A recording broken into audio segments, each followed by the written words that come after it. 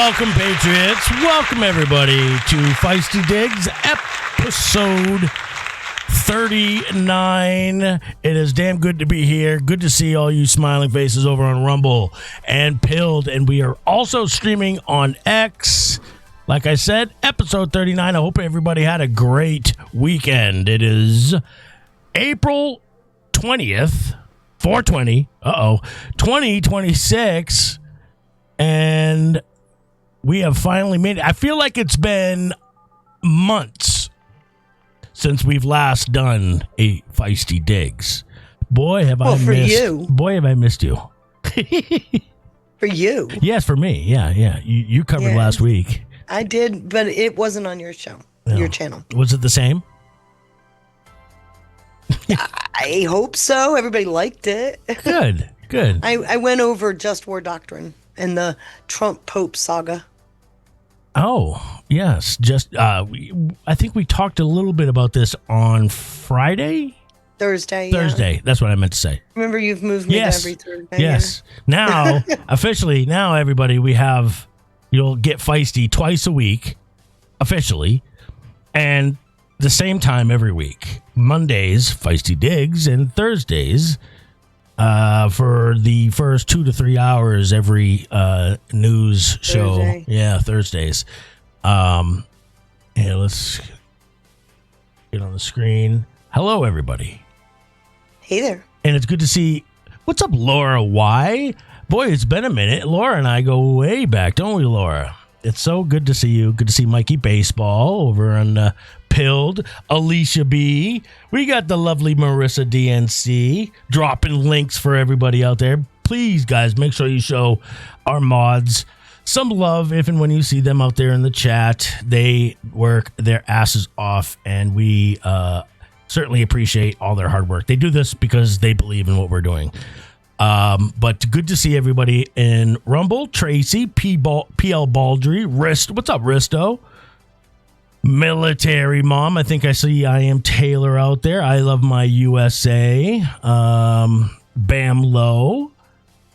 And we got Reha. Says that's huge. Joe DeGenova. I've been a big fan, Feisty, of Joe DeGenova and Victoria Tensing for a long time. How do you not? I know. Did you see the picture yesterday with Ed Martin? No. He put out a picture of himself with Victoria and Joe. And he says, and I quote, "the smartest attorney in the country, and she's nice to everyone." A little tongue-in-cheek there, maybe? Yeah. Good to see Sober Lady as well. Thank you, everybody over in Rumble, for joining us today. And, of course, we got the one and only Pill.net, Jax, Karen Hare, Henry 45, Lynn Janka. We got Sean Joe in the house, Jeff Bork, Clank. There's a new name. There's all sorts of new names over in Pilled ever since D-Live shut down. I think we've gotten a lot of new patriots over in Pilled.net. And I want to congratulate and thank everybody for joining us over there. Glad they found it to our channel. Yes, exactly right. And thank you to... We got some Gold Pill love. You guys are crushing it right out the gate. And, of course, she never fails. It's Dixie starting the show off with a phone drop. Shout out to you, Dixie. God bless you, and thank you for your continued support. Then we got Just Fed Up with a holy ship. Says, let's go. God bless you, Just Fed Up. Thank you for your continued support, as well as Jucani with a pair of banger shades. Jucani says, God bless. God bless you as well. And thank you. Sean Joe with a can and a cookie back to back. God bless you, Sean Joe. And then the one and only Thong Chaser with a cookie. What a name. What a name. What a name. It's right up there with one of the favorites. So shout out to Thong Chaser. Hey, earmuffs, Feisty. That's earmuffs. a guy thing to say. Earmuffs. I feel like I'm saying this with my mother listening in. Oh, well, thanks. Well, we got a lot to get into and very little time. Wow, there's another new name. Two-manyism. Did I get that right? Two-manyism. Two-manyism. Yeah. Two-manyism. Oh, wow. First of all, welcome. Two-manyism joined us last week. Oh, really? Yeah. On your Telegram? No, I believe it was with you and I. I don't remember it. Oh, yeah. I just remember trying to pronounce the name, and it took me a hot minute to figure out it was two-manyism. Because, Feisty doesn't have a memory like an elephant at Stop. I don't remember if it was Wednesday or Thursday. I think it was Wednesday. Right. I don't know. I don't remember. I just remember trying to, and then it was like, well, that's a cool name. Two-manyisms. I like that. I do too. Good to see. I think I'm seeing all sorts of new names. Ohio 17, welcome. Steve B. Mm-hmm. Alicia. All right. Well, we got a lot to get into in a little time. So what are we going to learn today? Feisty, what's going on? Before I get started, before I show my screen, and folks, I have about an 80 to 90 minute slide deck, just so you know. Because once I got digging it, it's like, this stuff is cool! And I wanted to share it all. So what are we going to be covering? We're going back to the shadow banking system. Okay. And showing from its development, how it protected itself throughout all the crises. And it actually will tie in nicely to what's been going on today and what the Promethean ladies were just talking about. Mm-hmm. We know that the shadow system expanded into illicit finance. In fact, Starmer, I find it hysterical that they're using Mendelsohn to try to get rid of Starmer. Starmer was the head of the Crown Prosecution Service. I'm glad you brought that up. Who overlooked all these financial crimes in the shadow banking system. Wait, you said Starmer did? Yeah, Starmer was the head of CPS, of the Crown Prosecution Service, remember? Yes. And during his tenure, he overlooked the financial crimes. So, that timing is quite interesting, especially with the LIBOR scandal that came out in 2012 and knowing about the Zanjani network, and that was also exposed in 2012. So you've got quite a history here for Starmer, and they're using who? Mendelsohn to get rid of him? Peter Mendelsohn. Mendelsohn. Yeah. Mendelsohn. So for anyone who doesn't know, essentially what we're going to get into is, I'm sure most of you, if not the overwhelming majority of you, remember the 2008 bailout. The crash, the bubble. We're going to go through that today. So that was a very integral turning point. Shout out to Turning Point. Well, it was because it expanded the global financial system. It protected itself. And now suddenly you see the people of the world, namely in 2008, it was the U.S. citizens, but it started to expand. And by 2020, it was completely on the shoulders of the people of the world while they bailed themselves out. So I'm going to go through that today because it all connects to what we're doing. And as we know, that same illicit system was used to fund all of this stuff that's about to come out with weaponization. From the Act Blue straw donations, remember? Yeah, which is being investigated right now. All of this foreign and illicit, it's being investigated right now. We've already connected the fact that was foreign money that was allowed to come through that network. So what, because of 2008? Well, as a result of 2008, you'll see it. Okay. The shadow network expanded way beyond its original design. Okay. But it was intentional. So for anyone out there who's worried you might get confused with the verbiage, the literature, don't worry. This is the role that I play. If something, if words or whatever doesn't make sense, I'll ask Feisty to simplify. He's going to stop me. We'll simplify. And instead of being an hour and 20 to 30 minutes, it's going to be 2 hours and 30 minutes. But that's okay. That's okay. I just wanted to point out that this deck is the culmination of what now, almost 3 months of research.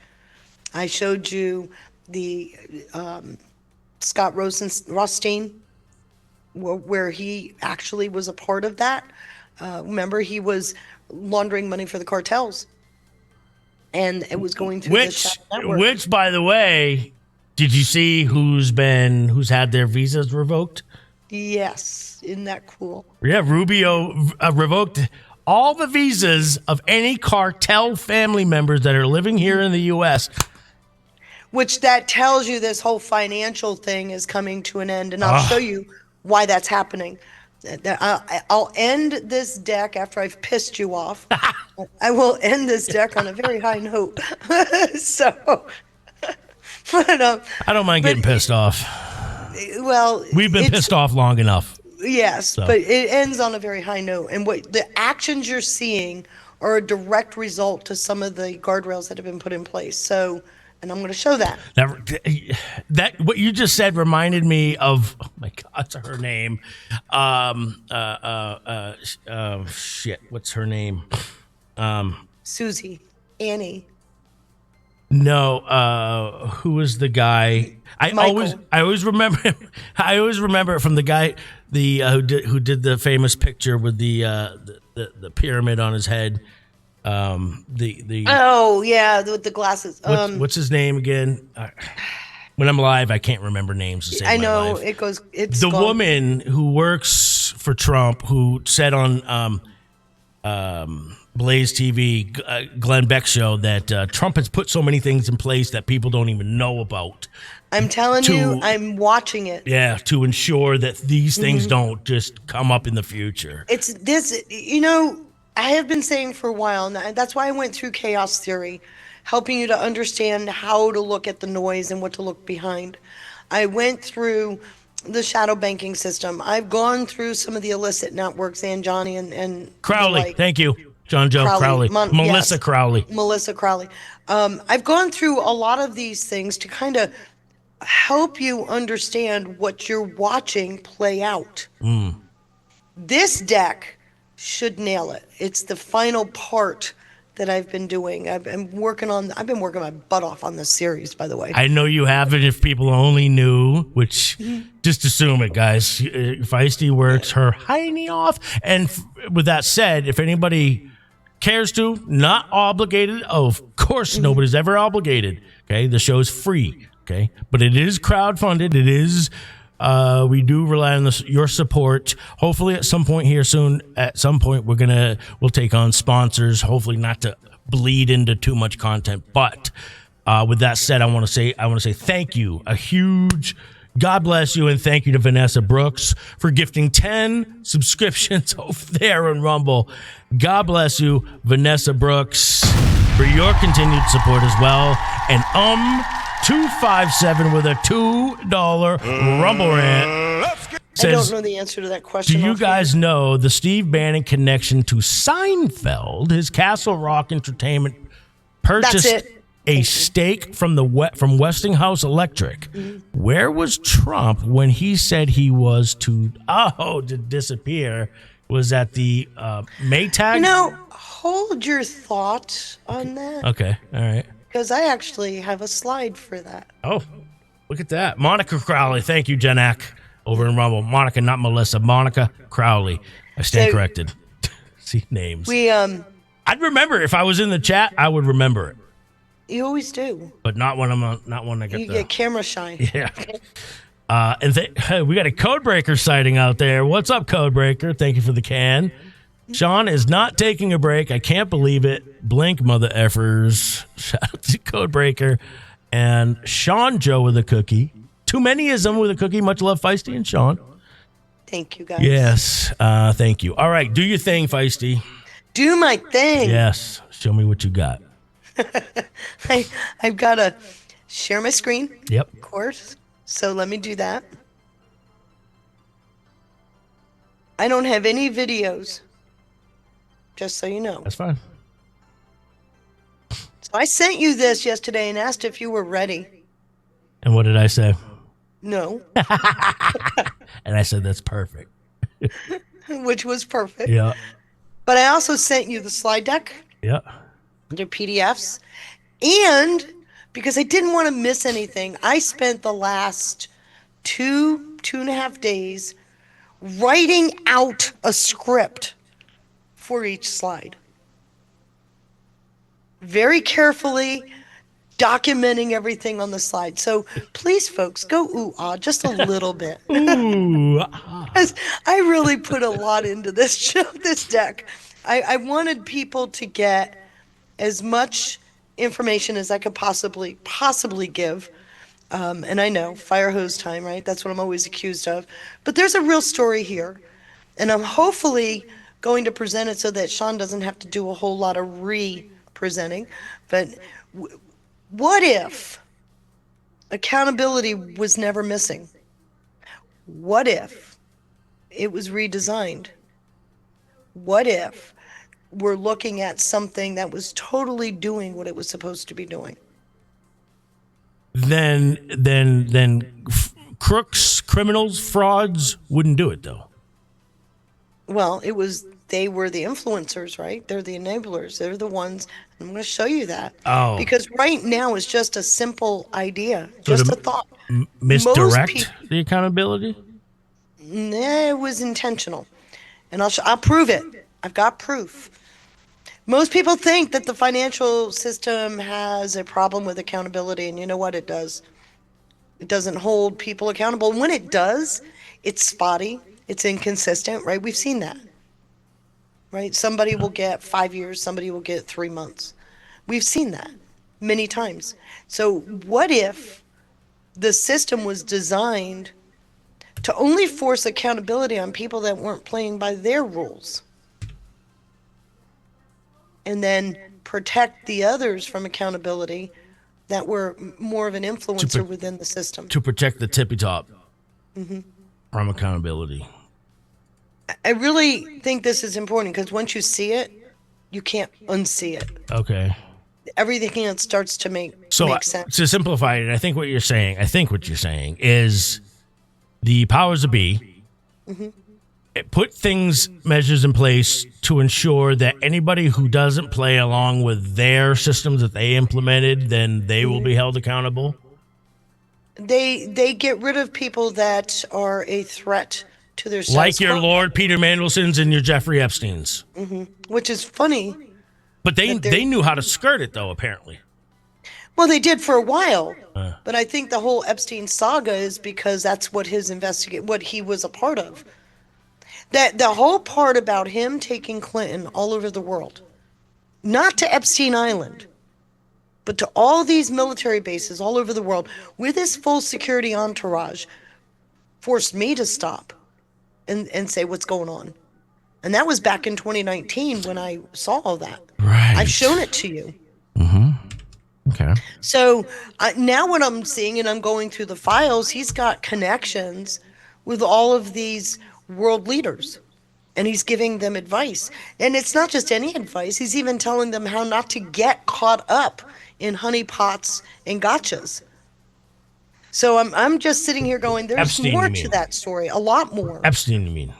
Epstein. Yes. There was no blackmail. There was no bribery. There was no trafficking. None of that was in those files.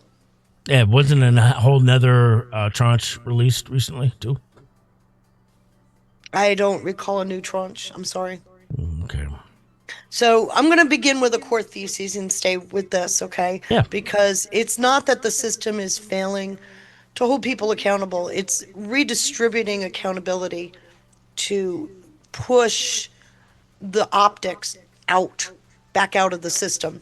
So, and I know it's a strong claim because I know I've been fighting with AI for several weeks now on this one because it didn't, and I'll show you an exact sample, but it didn't want to look at this from a political or a particularly criminal viewpoint. It refers to everything as the system,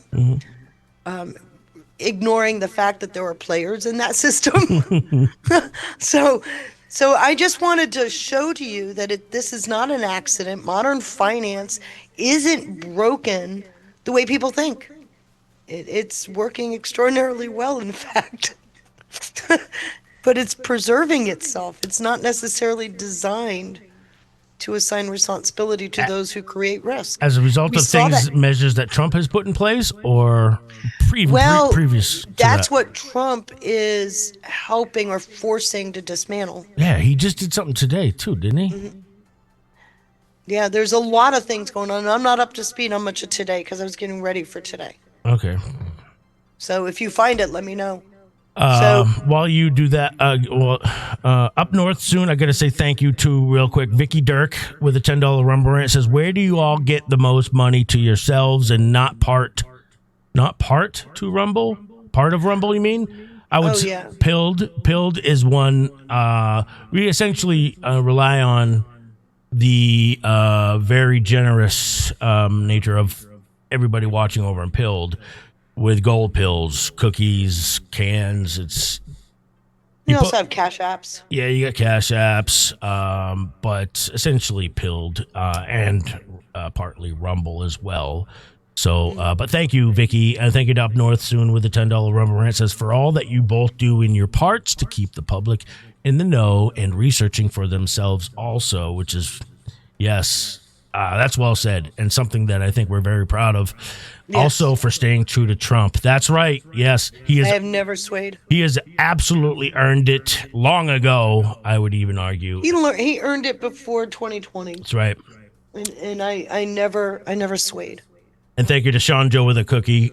God bless. And Kristen with 420 gold pills says, "Yeah, Feisty, do your thing. Launch Mr. Sean out of his I don't seat." know. Well, there's one chance that he'll do that, and I don't know.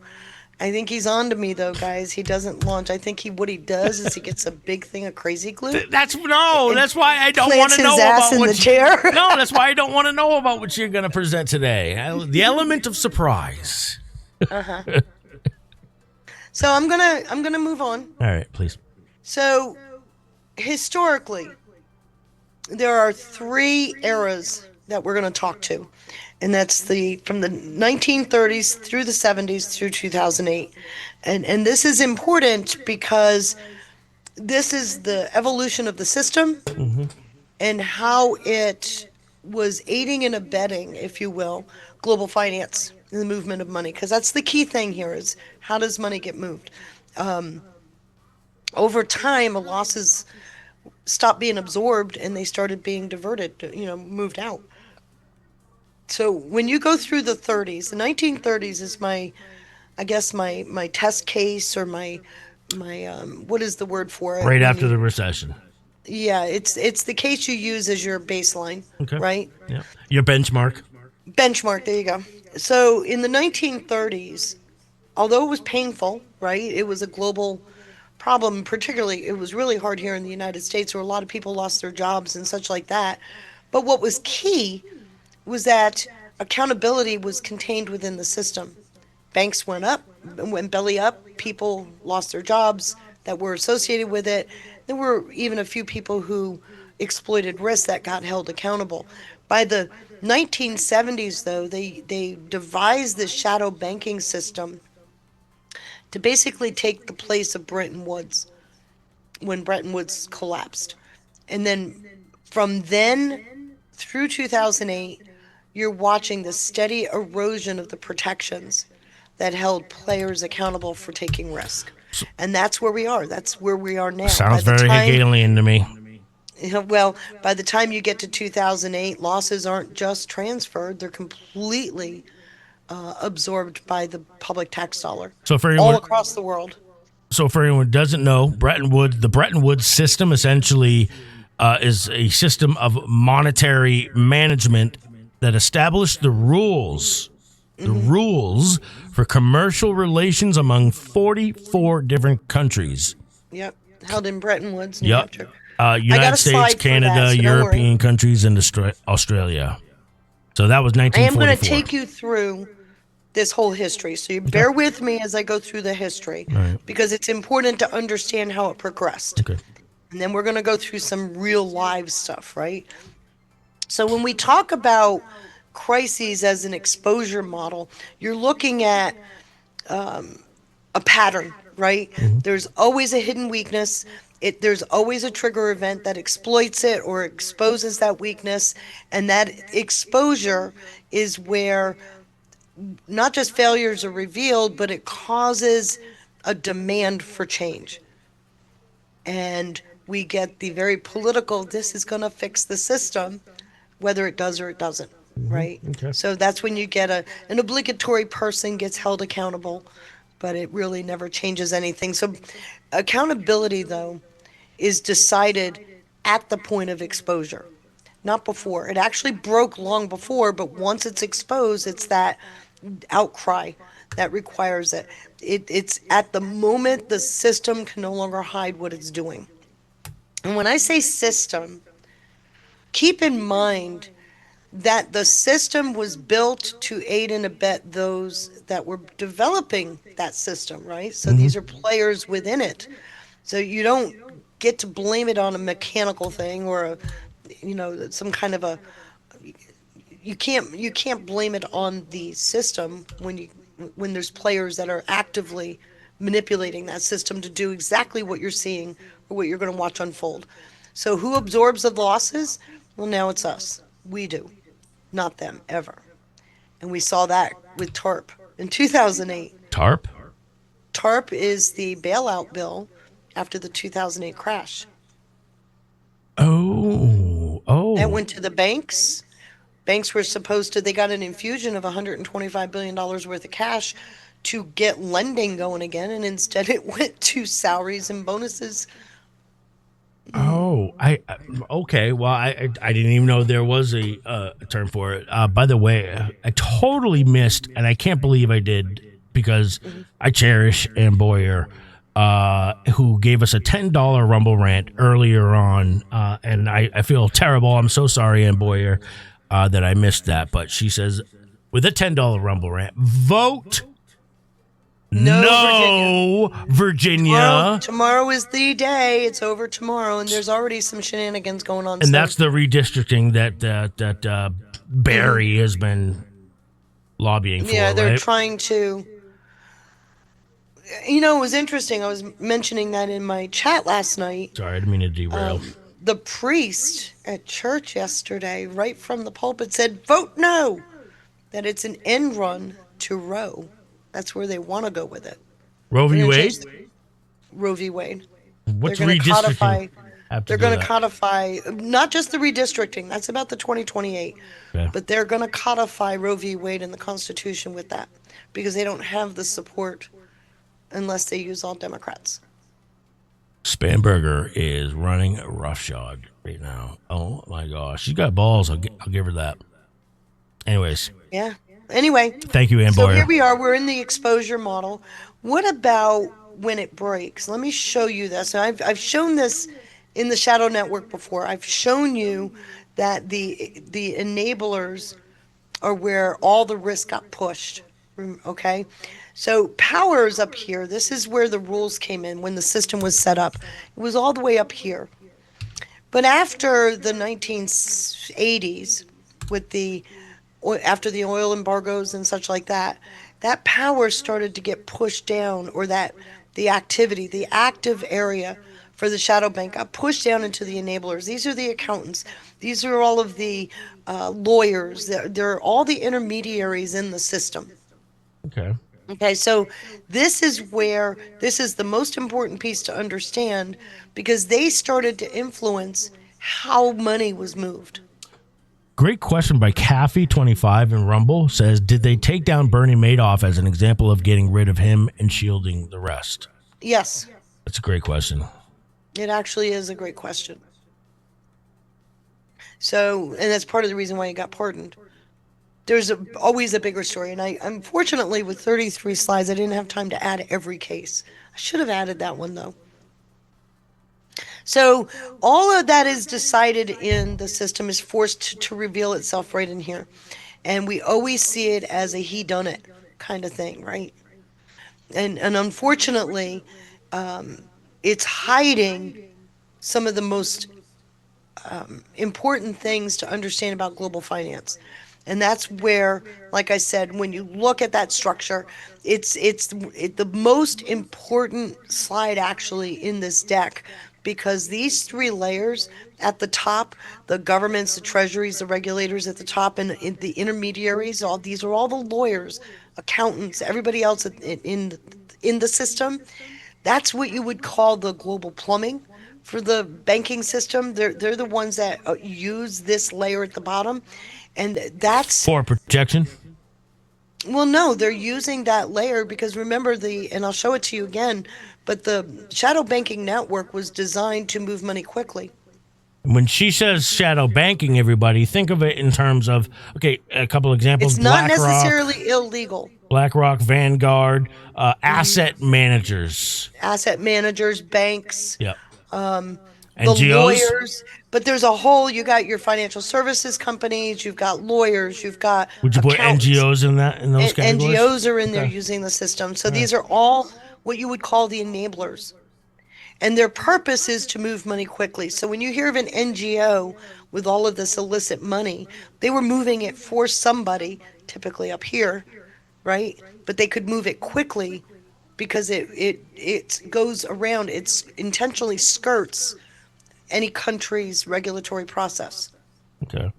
Does that make sense? Yeah. That responsibility ended up being diffused, right? And we ended up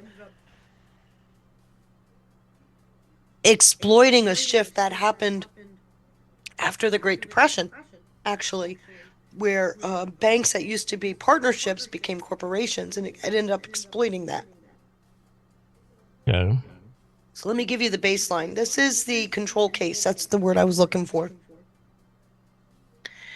In 1930, you have the Great Depression. It's the actual baseline that I'm using for this because it's after this, everything changes, right? Mm-hmm. But what they did is they saw what happened. Banks were closing at record rates.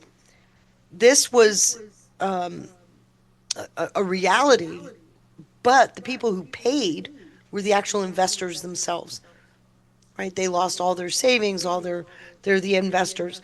The economy itself contracted because a key piece of our economy was removed, literally.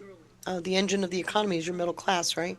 So what ended up happening here is the banks got together and they said, hey, we can't let this happen again. What do we do? Objectively. Not for reasons for future protection against themselves. No, at the time it was a benevolent idea. Oh, okay. It was they were saying, you what genuinely do we do? think so? How do we, yes, I actually do. How do we prevent the economy? Because it was so disastrous. The economy contracted for a very long time, and it was hard to get out of that depression. And so their purpose then was, what do we do about this? That's where the 44 countries come in. Because most people would argue that these are when the measures were put in place to protect, or that it was very Hegelian dialectic. It was the recession was deliberately caused by those at the tippy top. It could very well have been done. All right. I don't think it's by those at the tippy top, though. Okay. It could very well, and we know this. London, war is maybe? lucrative. Yep.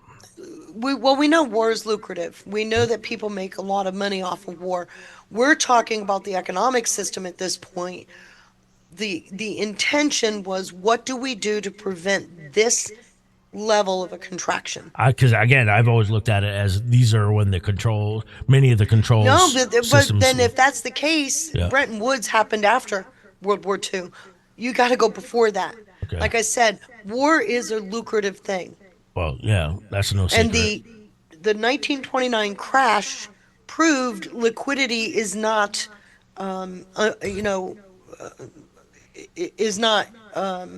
overflowing, right? There is a limit to how much liquidity you have, and you do get to a point where the system mathematically taps out, which is what happened in 1929. Bretton Woods didn't come until 1944, so all of the stuff before that, even though you're likely accurate on point about war being lucrative, it wasn't the system supporting it yet. Does that make sense? Sort of, yes. And again, I've kind of always looked at it as a kind of, I know you don't agree with this, but I've always looked at the America as kind of like a corporation, and that they were putting measures in place to protect its own corporation. That makes sense.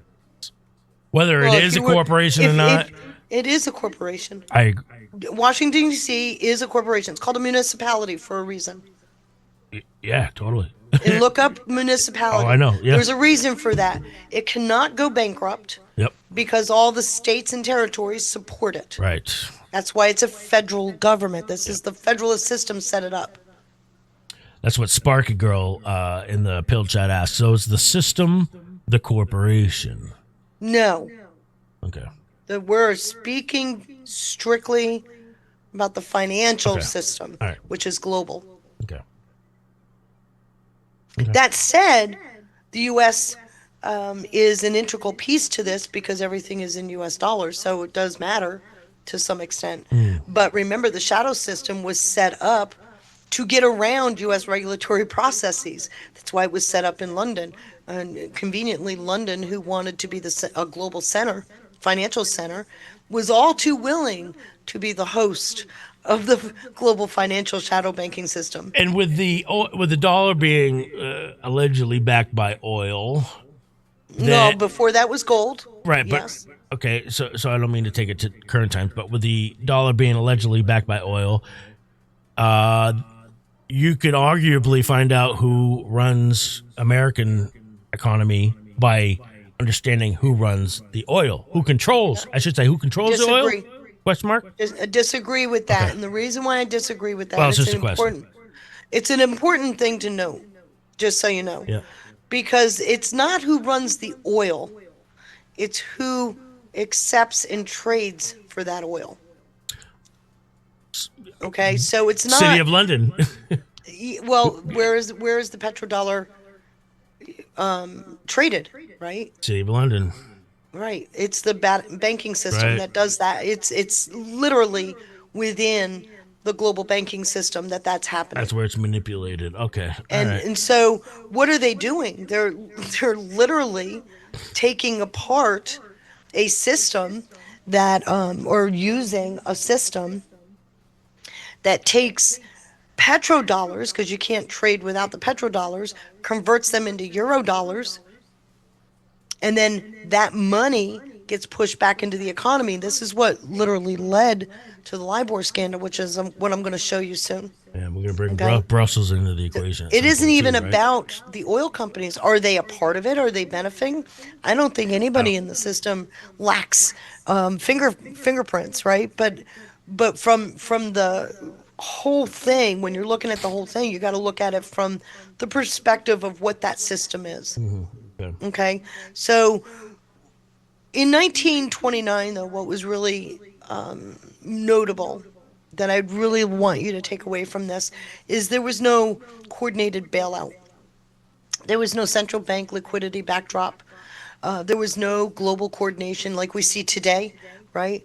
And accountability was immediate in that banks immediately closed and people lost their jobs and their life savings. So there was, in the rawest form, the pain was immediate, localized, and unavoidable. It was brutal, but it was real. And nothing was hidden. You saw it all firsthand on the headlines of every paper across the United States, right? So, with nothing being deferred, nothing being distributed, you have a banking system that outpaced itself, right? Mathematically tapped out, and the shock, the financial shock, was immediate and brutal. So that's why I use it as a control case. I could go back through history, but this is really important because it's another interesting study when you look at the first central bank, which is from the 1800s, that Jefferson took down. But this is more in an immediate understanding of today's history, so I use that. All right. Okay. So what broke? When you get to the most important transitions in financial history, when banks stopped being partnerships and became corporations. Okay? In 1929, the big difference between then and now is they were partnerships. And when your partner screwed up, you paid. There was So accountability. you watched each other, right? Right. So before the shift happened, though, Do you think we're going back to that? I don't know. Ooh. I do think the too big to fail model isn't working. I think that's been proving to fail. And I think that is actively a part of what's going to come, Okay. but not right away. Well said. All right. So remember, personal liability was held by the partners, right? It wasn't pushed onto the investors. It wasn't pushed into a board. Once they shifted to a corporate model, accountability was no longer present. That accountability was shifted to the shareholders. You see that, right? Yep. So this is a turning point. And it really started to happen beginning in the 60s. Okay. Big time happen. We saw it go off the rails, though, by the mid 70s, early 80s. Almost every bank So became a after corporation. JFK, during Lyndon Yeah. Johnson's time. Okay. Yeah. So this is where, like I said, accountability moves from the individual to the corporation, which shielded the individuals within the corporation. And that transition really was finalized in 1986 and 1999. 1986 was when Morgan Stanley became a corporation. 1999 was Goldman Sachs. So it took many years, but finally those two companies shifted over to a corporate model by the end of the 20th century. That's right around the time when your savings, you don't get interest anymore. We don't even get a toaster. Yeah. We don't, so, but that personal skin in the game is completely upended with this model. Okay, so now we got a problem. And I wanted to pull this out because it plays in importantly, it's an important piece to what happened after Bretton Woods. And I'll show you that here. Bretton Woods itself. Most people know this history. When you look at what the world was at war, leaders were already thinking about what comes next, right? Mm-hmm. The goal was simple, though. They never wanted 1929 to happen again. And there are key players to this. I mean, you've got, this is July 1944. You had delegates from 44 countries get together in New Hampshire at the Mount Washington Hotel. And among them, you have Keynes, right? Remember Maynard Keynes? Mm-hmm.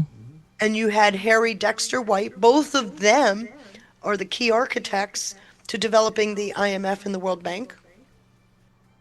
And they were both widely recognized as key intellects in the negotiations. They both led the negotiations. Now, what's interesting is Keynes is British. He's the one that called for a globally neutral, you're going to love this, monetary system, or an idea for a neutral currency called the Bancor. What does it sound like to you? We're going to Keynes, maybe, with the stablecoins? Oh. Yeah, It was called what? Bandcor? No, BAN. BANCOR. One word or two words? One word. Okay. So that idea was rejected, of course, because Mr. White said, "Yeah, that's not such a great idea."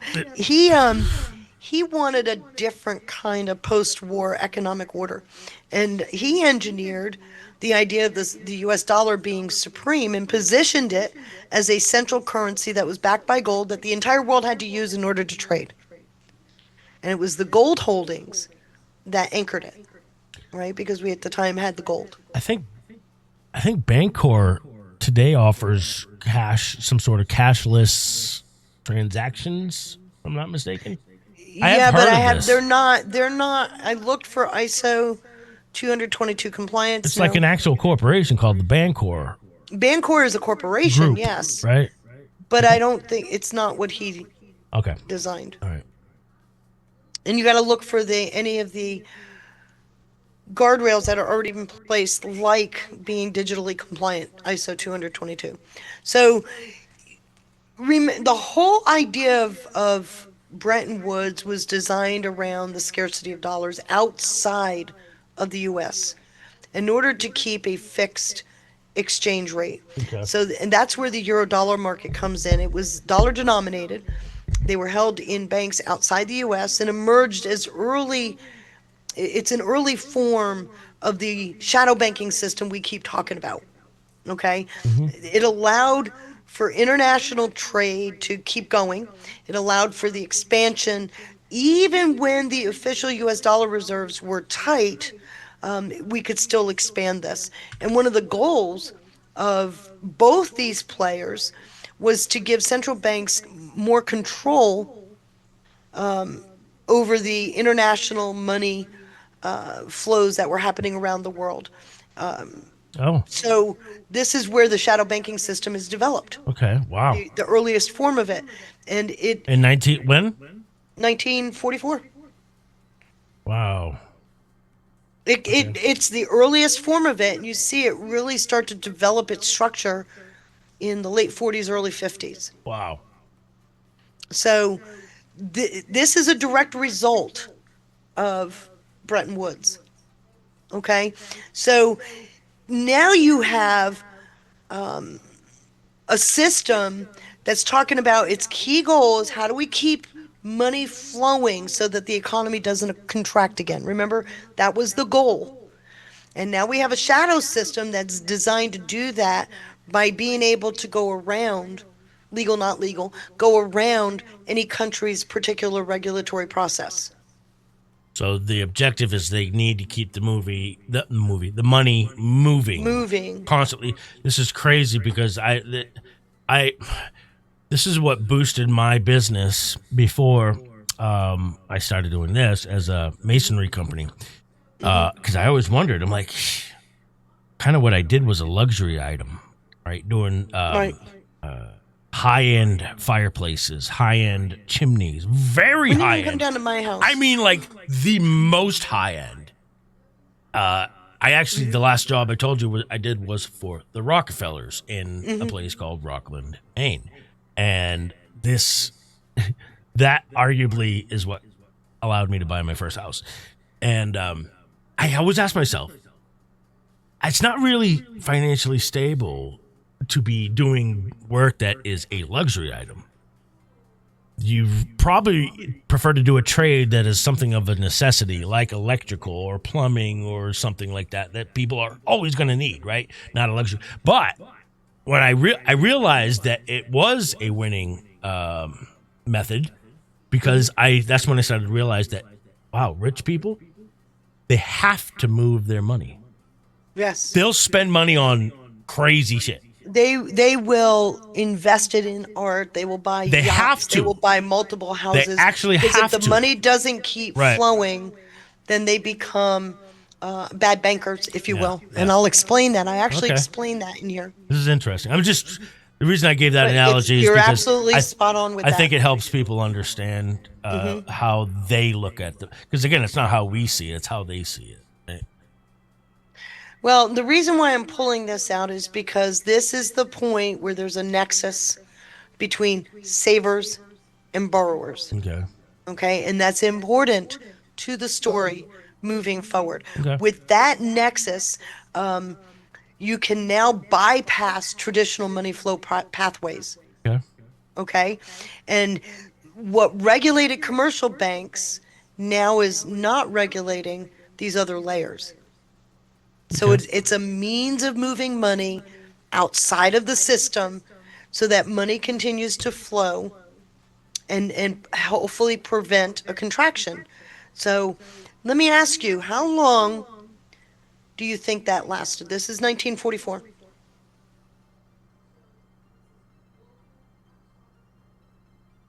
How long do I think it lasted? Yeah. Let's say almost 80 years. Nope. This Not agreement, 80 years. I'm sorry, 40 years. Almost 40 no, it wasn't years. even that. This arrangement, and I'm 1979. going to show you why in a minute, Okay. it didn't even last 15 years. Okay. Wow. The key to this system, remember, was that the US dollar was going to be anchored in gold, right?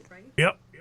There were two agreements to be made. Till We Nixon. had to actually have the gold, and it was every US dollar was redeemable for $35 worth of gold, remember? The other part of it is we had agreed we would never overprint the dollar. Well, they had to put the kibosh on that real quick, didn't they? By the early to mid 60s, that started to happen. And this is the French president, right? John Connolly. No, this isn't Connolly. This is Who says the dollar is our John currency, Connolly. but it's your problem? Oh man, I should have edited that. But and I'll get to, because that's the wrong name. It's Charles de Gaulle. I don't know why I didn't catch that one. AI doesn't do as you tell it all the time. So here we are in the 60s, and countries are starting to ask for their gold back because they're recognizing there's a glut of dollars on the market, which I'll explain in a minute. Okay. So they're starting to ask for their dollars back, and they're finding out there may be a problem with that. And then de Gaulle, he was the president of France at the time. In 1968, he tried to redeem his gold, his dollars into gold. And we hit an inflection point because France had a lot of US dollars. It was a bigger economy, right? Mm-hmm. This directly led to the 1971 removal from the gold standard, because it was going to upend the United States lickety split. That was under Nixon, right? Because we have more dollars on the market than we have gold to back it. And that's literally what the problem was. It's a math problem. That was a serious problem, yeah. A serious problem. And that happened problem. under Nixon, right? It started happening before Nixon, but it blew up under Nixon. Okay. Yes. Yeah. So what you now have is what they referred to as the Bretton Woods walking ghost, right? Mm-hmm. Foreign nations started demanding their gold. Charles de Gaulle really opened up everything. He's, like I said, he's the one that said, wait a minute, you got a paradox here. It's the U.S. dollar. It's not just the world currency, but it's the U.S. dollar. In other words, the U.S. was going to become self-serving, or so they thought. So what actually happened then is we suspended convertibility. In 1971, we came off the gold standard. And that was a desperate action to prevent the U.S. economy from upending itself. Now, before anybody gets into Nixon this or player that, player A, B, C, remember this is an intentional global system. 44 countries said yay to this. Okay, so this is an intentional global system that was set up with Bretton Woods. Here we are, 15 years later, it's already blowing up. Okay. You see that now, right? Yep. So what was effectively called the Nixon shock actually killed Bretton Woods. So I was right. Which was almost. So it was about 30 years. Not no, 15 years. 1944 to 1965 when it started blowing up. It became the Nixon shock in 1971, but it was blowing up long before then. Remember when we came off the gold standard, it was already a hot mess in the system and had been for nearly 10 years. Okay. All right. So the 1960s are marked with that problem, where countries started to say, hey, wait a minute, America, how many U.S. dollars are on the world market? We want our gold back. Yeah, and we didn't have the gold to back them all. Oh, so they were back. They were printing dollars, not just based on the gold we had, but the gold that they possessed that were actually other countries? I'm going to explain that here in a minute. When you see that, you're going to go, oh, now that makes sense. So they were exploiting other countries' gold? No. We were just printing because the system demanded it be printed. Oh. That's how the shadow system was set up. And I'm just going to beg you to hold on a minute, because when you see what I'm going to show you, you're going to go, oh, dear God in heaven. All right. Okay? So what ends up happening after that is the system started to externalize that risk. It started to become a global risk rather than the players in the system. Mm-hmm. It started ending up on public balance sheets, right? So the collapse of Bretton Woods, which was directly fueled by the oil shock of the early 70s, because oil was priced in U.S. dollars, the sudden devaluation meant that OPEC were losing massive amounts of real purchasing power, right, when Bretton Woods collapsed. Oh. So they retaliated by quadrupling The price of oil. But the dollar hadn't been. It's still the global reserve. Oh. So we send Kissinger Wow. running over there. We got an idea. Let's develop the petrodollar. Well, he was really working for somebody else. That's why Kissinger and Nixon, right after that agreement was made between Kissinger and Saudi Arabia, Nixon went to Saudi Arabia as a formal acceptance of the petrodollar. And it became Saudi Arabia kind of held us hostage at this point, right? Yes. We're upending Bretton Woods by coming off the standard. Saudi Arabia responds with quadrupling the price of oil. So we go kissing the ass of Saudi Arabia. We come up with this petrodollar Oh my God. to keep our economy from collapsing. Are you following? That's what got Saudi Arabia so rich. Right. That petrodollar is directly Holy cow. tied to their wealth. Oh my gosh. Okay. Wow. But it gets worse. That makes so much sense. It gets worse.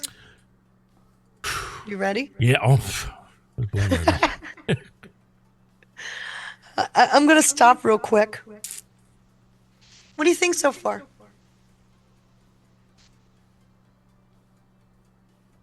What do you mean? What do I think? Of what I've presented you, have I Yes. changed some thinking? I didn't have a preconceived notion on this, so it makes it easier for you. Yeah, it does. Because you're not going to get much resistance from me on that.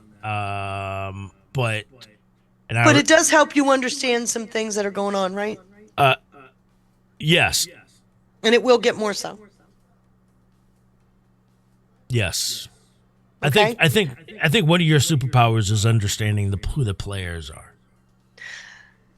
Okay, that's not without a little bit of digging, as you know. Of course, yes. I've been working on this particular deck for 3 weeks. Mm-hmm.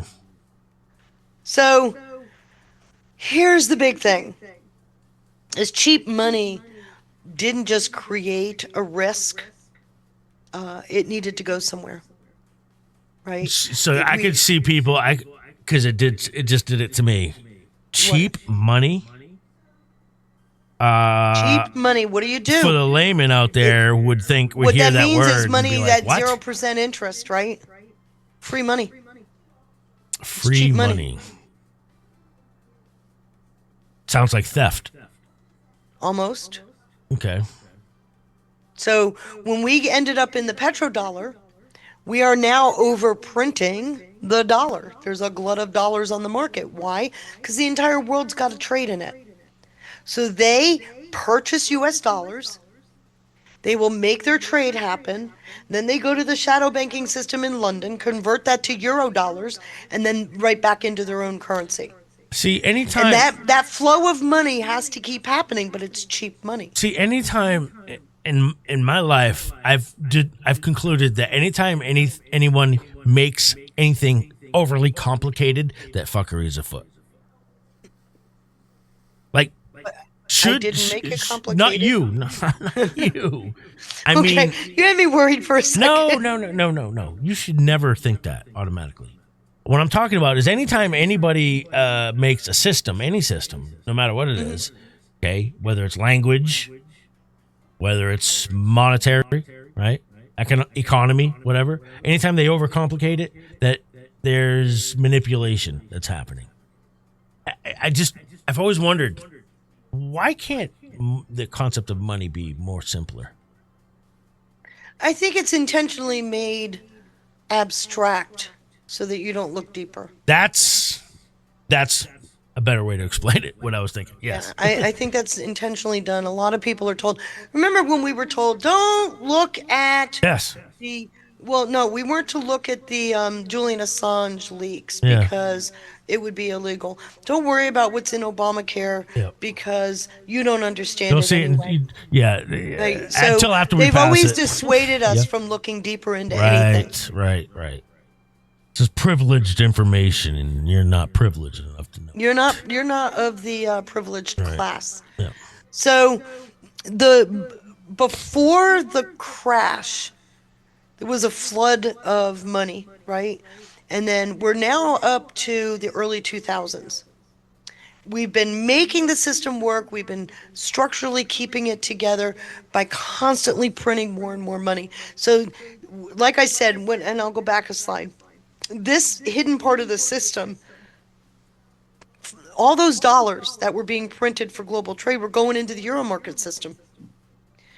Those offshore accounts, City of London, because these banks weren't subject to any federal requirements or even FDIC insurance, right? These are global. And so they created what is called ghost money with a whole lot of flexibility because there's no rules attached to them, right? And it allowed London to become sort of like the Wild West of the dollar recycling process. And it created the blueprint, if you will, for regulatory arbitrage, which is where we move risk wherever oversight is thinnest, right? So think back to Say that again. We move risk risk wherever to wherever oversight the oversight is the the thinnest. Okay. least intrusive, the least oppressive. Okay. Think of the mortgage-backed securities. What did we find out? Somebody in Timbuktu in a desert owned a mortgage. Remember? Yeah. That where they separated the mortgage from the funding vehicle from the asset, remember? Okay. Yep. And somebody in some obscure place in the world owns the actual funding vehicle. True story, my house does not have a proper deed on file. So it's like outsourcing. We made it an investment vehicle. And where did that investment land? It landed where the least amount of regulations would impact it. Wow.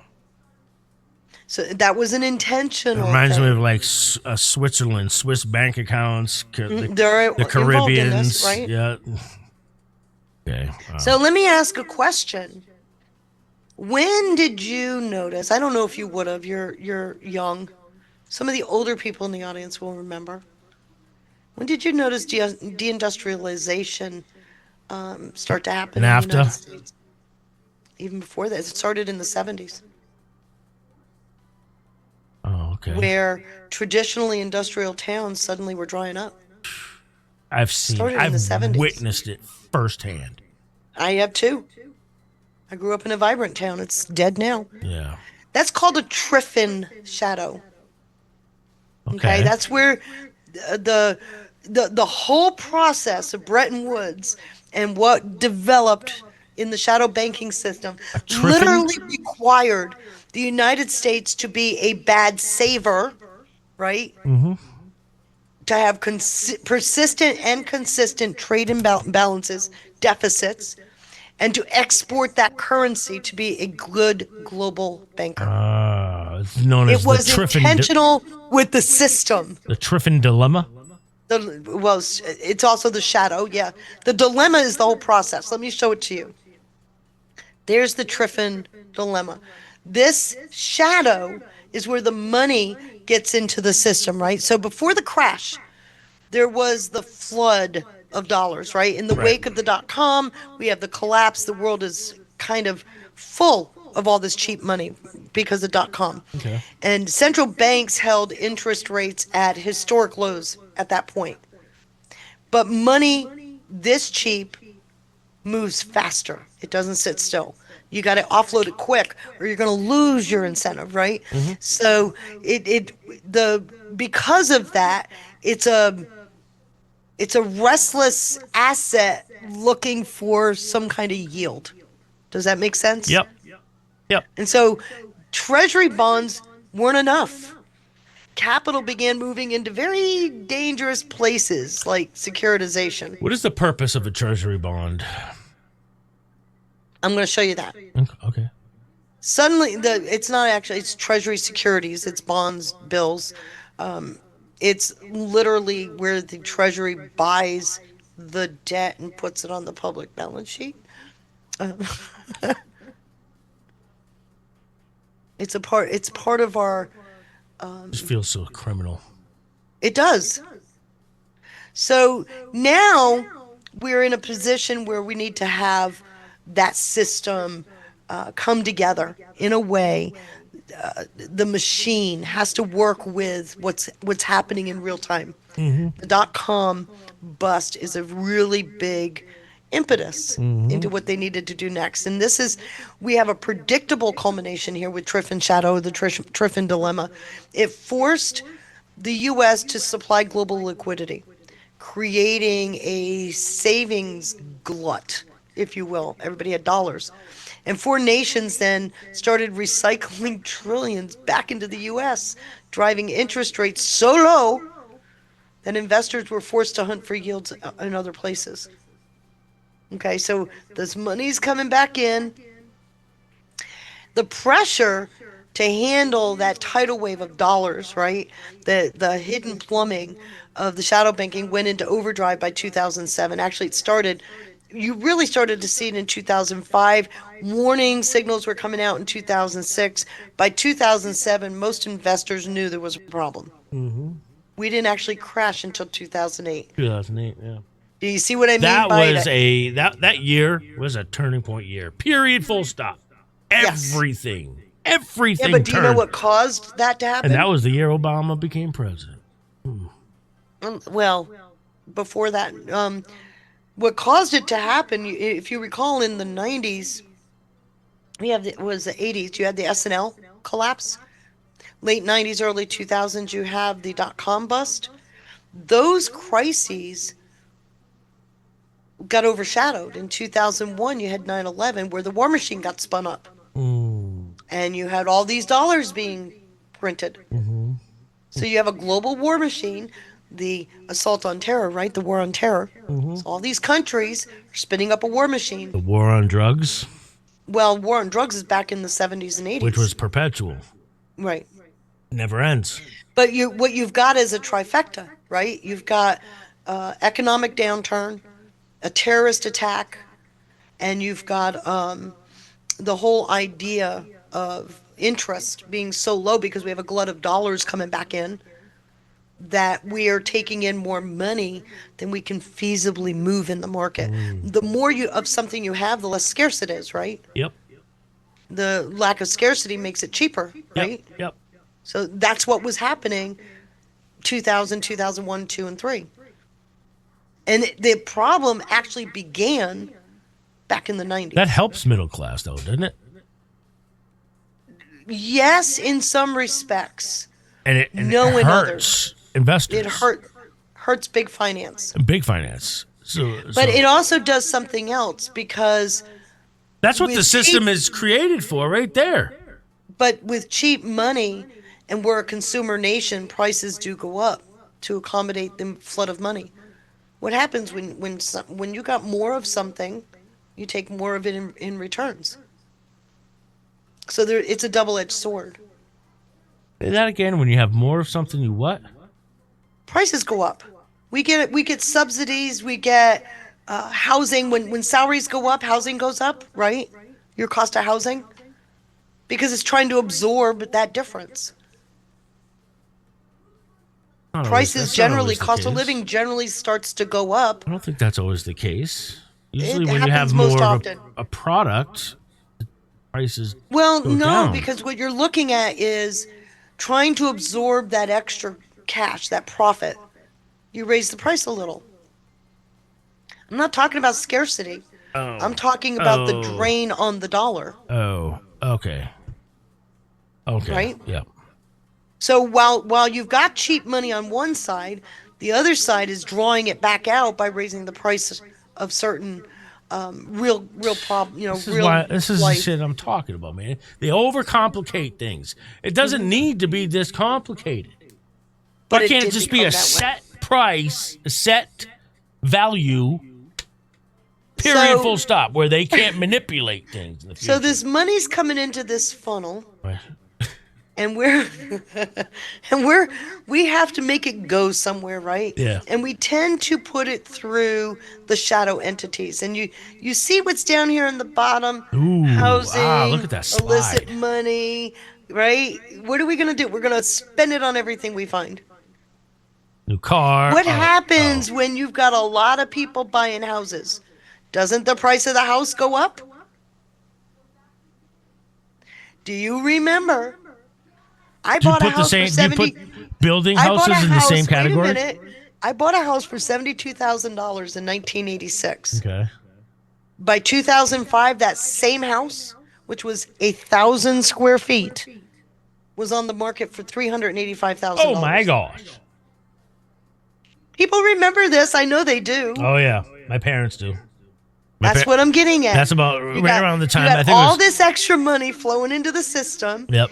They've got to do something with it. Assets are something that they got to have a destination. That's right? exactly what my parents bought the 2-unit apartment house for that I grew up in for about $71,000, and then when they sold it, it was almost the same that you sold yours for. I think this was in '90 when they sold it. No, they kept it, bought another house, and then sold the apartment house in 2007. That's right at the time. No, they lost their shirt in that 2008 thing. Oh, I did too. Yeah. We did too. But what I'm getting at is that glut of money coming through the system actually at the end increases prices for you and I on real property. Oh. So they Because were now willing to risk. they have to use that money somehow. So they buy these lavish houses. They'll buy into neighborhoods and they'll make what we call here McDonald's houses, right? Where you take the original footprint and you build up. Yep. Okay. Those big houses increase the value of the houses all around you. So now if you go to buy a house, what was 70,000 is now double that, triple that. And that's a direct result of too much money on the market. Now do you get it? Which screws middle class in the future. Which in the end screws the middle So class. they didn't care. They were willing to. But think about it, because this is leading to the housing crash in 2008.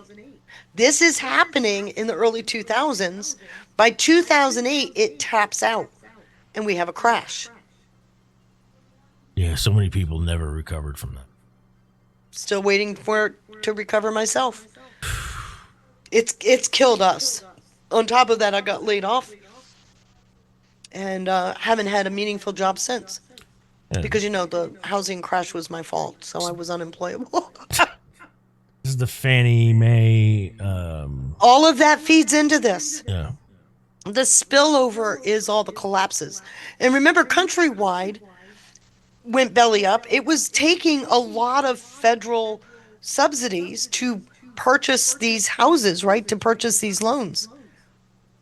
And it created a huge toxicity. There's a video out there, and it doesn't go into all of this detail, but I actually watched it, called Too Big to Fail, which I'll show you on the next slide.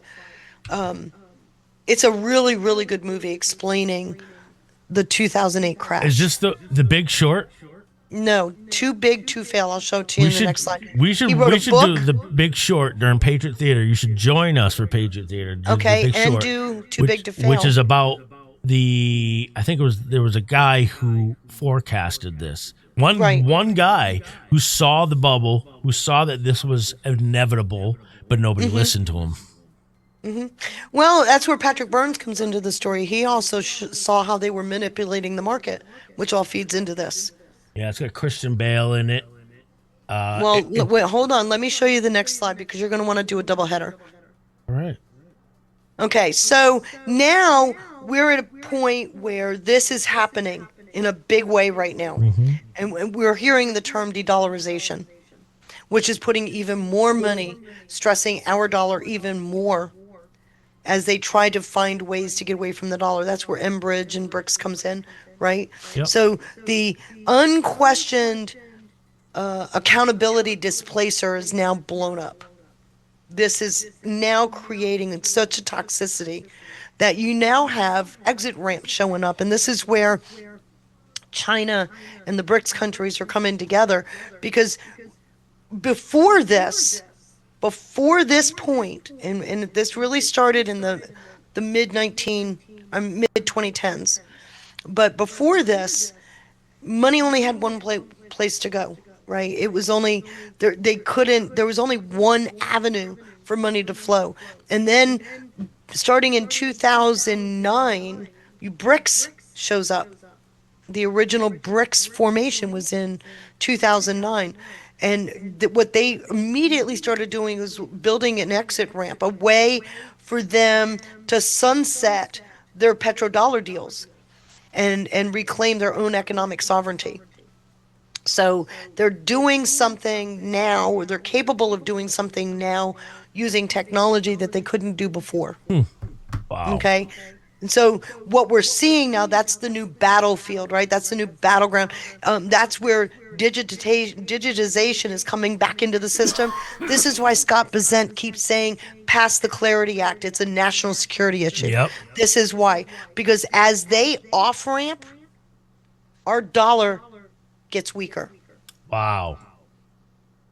So this is a paradox, right? Yep. You've got this, what started with Bretton Woods is now a situation that's creating an extreme financial precipice for the United States.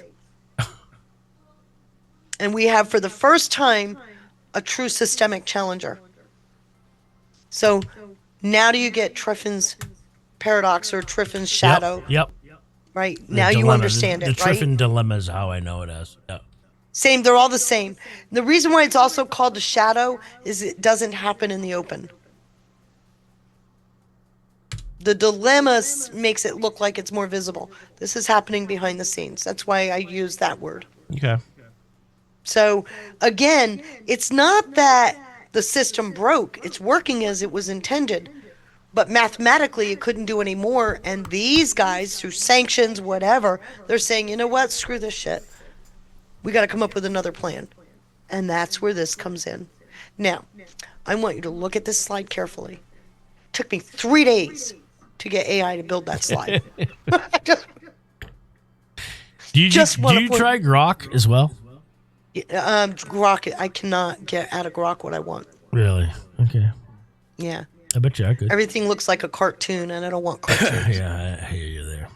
There's a whole lot of movies, by the way, based on the 2008 crash. Let's not forget Oliver Stone's Wall Street. Wall Street is good. It's good. Really well, this is good. the one I focused on. Killing Too them, big to fail. Killing Them Softly, Promised Land, The Company Men, Margin Call, 99 Homes. I've never stop. heard of that one. It's 20 minutes to 6. 2 days, one night. I'm only halfway through the deck, Sean. Keep going. Sorry. The Big Make a Short. list and put it out. Before I move on, because now it's going to start to speed up the system. Hopefully, you now have an understanding of the base, right? Yep. What it started from, why it started, what they created, how it functioned, right? And how it's seemingly breaking. You get all of that now, right? Hopefully. Do. Yes. So now we're setting up for the 2008 crises. And to do that, I'm going to connect everything we just talked about. None of the changes I just showed you happened in isolation, but they were compounded step by step, layer by layer, which makes the system even more complex, right? So fundamentally, it became unfixable in 2008. Right. Okay? So first you remove personal accountability. That's why I showed you the partnership to corporation. Yep. Then you shifted that risk into the institution, which shifted it, basically put it on the shareholders, right? Yep. People who buy the stock. And all the skin in the game is gone. Okay, so that was step one. Step two, you create a global monetary system where you can expand liquidity beyond the borders of your country, right? Let's talk about accountability. Right. Coming hard to find right there. I mean, right. Well, it's designed to when it's diffuse global, that. you're not going to get. You're a lot less likely to get accountability that way. So what we did though is we created a mechanism that allowed for losses to be transferred into the public balance sheets rather than absorbed within the system. So you shield again, too even big to further. fail. So first you shield the person, Yeah. then you shield the institution, Yeah, right? too big to fail. Right. That's where this is coming to. Okay. And then you build an infrastructure to support all of that, right? With the offshore markets, the illicit networks and such like that, the banking systems, Hegelian and the hidden dialectic. plumbing, Yeah. all over, right. Holy And cow. then over time, the imbalance emerged. And liquidity kept increasing. We kept printing dollars because the system required us to, right? And then, Which but weakens the accountability dollar. never. And so risk is actually incentivized as a result. And decreases the value of whatever you have saved, whatever Right. anybody has saved. It's a destructive. It's very naturally, destructive. but when you're working in a system and you've got 10 years of working life left, Yeah. you don't give a rip what happens 11 years from now. So not only are you shielding people from risk, but accountability is going to happen after you. Yeah. Right? Trump came in just at the perfect Came timing. in at the right time. Oh my gosh, he couldn't be any more perfect. Yep. So Almost now like it you've was got coordinated. a situation where in 2008, the economy just collapses. And that's why the too big to fail is good. That's why I'd like you to see that, because it actually takes you with Hank Paulson and all of the players and what they were going through. And I'm not ascribing good, bad, good, illegal, legal. I'm not ascribing any of that. It is a good depiction of the moments that led up from Lehman all the way through Bear Stearns, going all the way through that process. And one of the things that it ends on, and I had to laugh because the movie ends on this, where part of the TARP, they infused 9 banks with $125 billion with the idea, so you can see it's got to be continued part, with the idea that those banks would jumpstart lending, give to Main Street to keep the economy from crashing. Okay. But they didn't do that. Yep. It went into handcuffs. It went into bonuses. Yep. It went into higher salaries. Yep. But the taxpayer didn't get squat. Sound like CARES Act to me, doesn't it to you? I'm getting there. Okay. Keep going. So, and that was the whole purpose of that, was they had hoped it would keep the pipes from bursting. Okay. The CARES Act. That is. No, this is TARP. Okay, TARP. In 2008. Right. Keep going. So let's take it now. We're going to start to move through. What did 2008 actually teach the system? It taught them that there was no way that failure is going to be allowed. We're going to do whatever it takes, however it takes it. It doesn't matter. Failure is not allowed. And that aftermath is fundamental to what you're seeing today, because private losses then start moving into public balance sheets from 2008 through today. And it wasn't just a one-time bailout. You can go back, there's several. It was a permanent change in system design. Risk-taking was incentivized. Because of the government bailouts, it told the industry, hey, don't worry about the risk, we'll be bailed out. So they took more risk, and more risk begot more bailouts begot more risk, and now we're in to 2020 with COVID, but I'll get there. The key shift, though, is that accountability was no longer within the system itself. It is on our shoulders.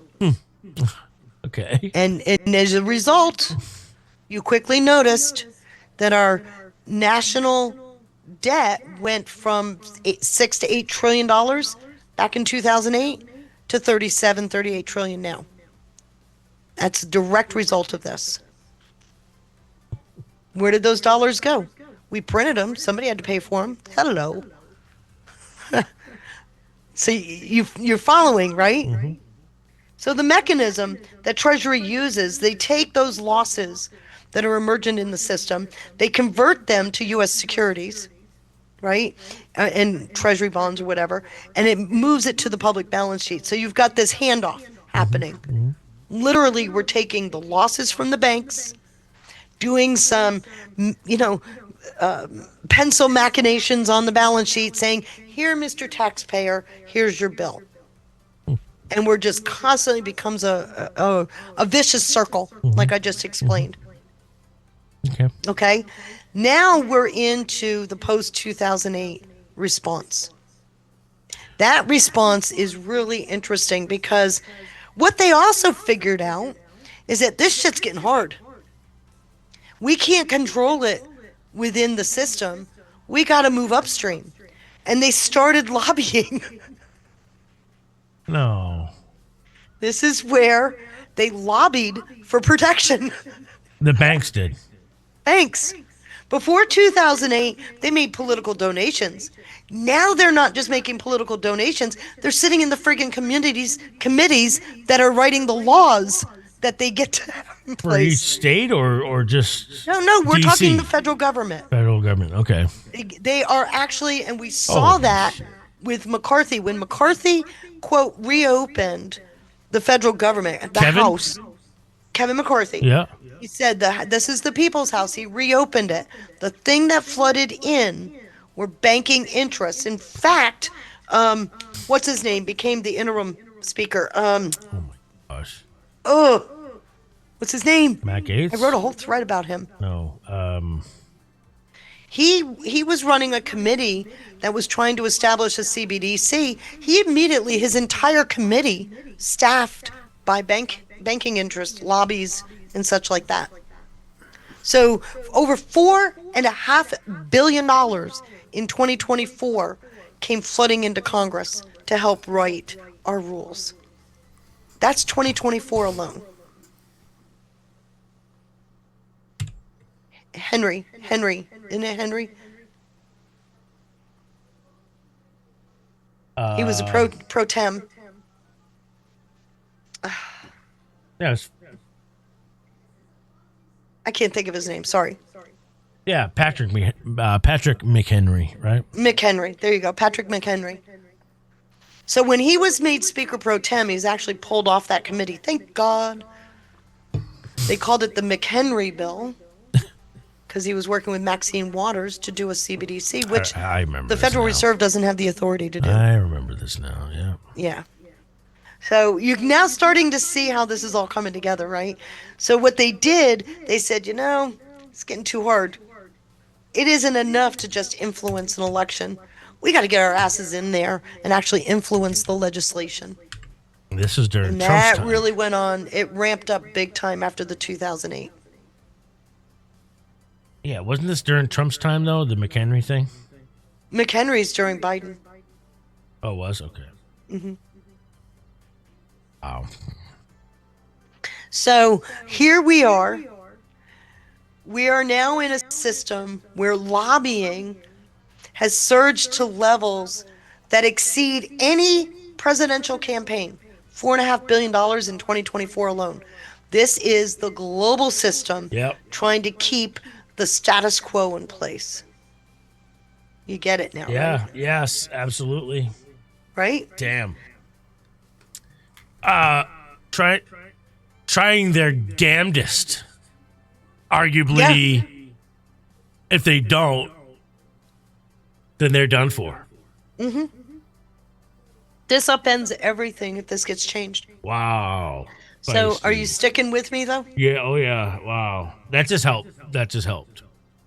I hope so. Oh, wow. Okay.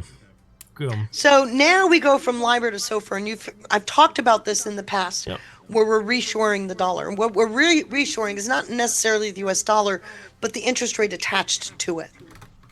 In 2012, the LIBOR scandal broke, and that's when we found out the entire system, from Bretton Woods all the way through when the LIBOR scandal broke. After the 2008 crash, it really came out. The 2008 the crash actually exposed what was happening, is because those dollars were being converted through the City of London shadow banking system. Mm-hmm. That was built on trust, and they would pull the interest rate out of thin air, saying, "Hey Joe, how much do we need to make today?" The interest rate would correspond. Do you get it? Yep. So it would go up and down based on profit margins, greed. Greed is incentivized, right? 100% it is, yes. That scandal broke in 2012. It created a situation where LIBOR moved from the City of London to the United States under the Treasury. So that you should be clear on. We've talked about this.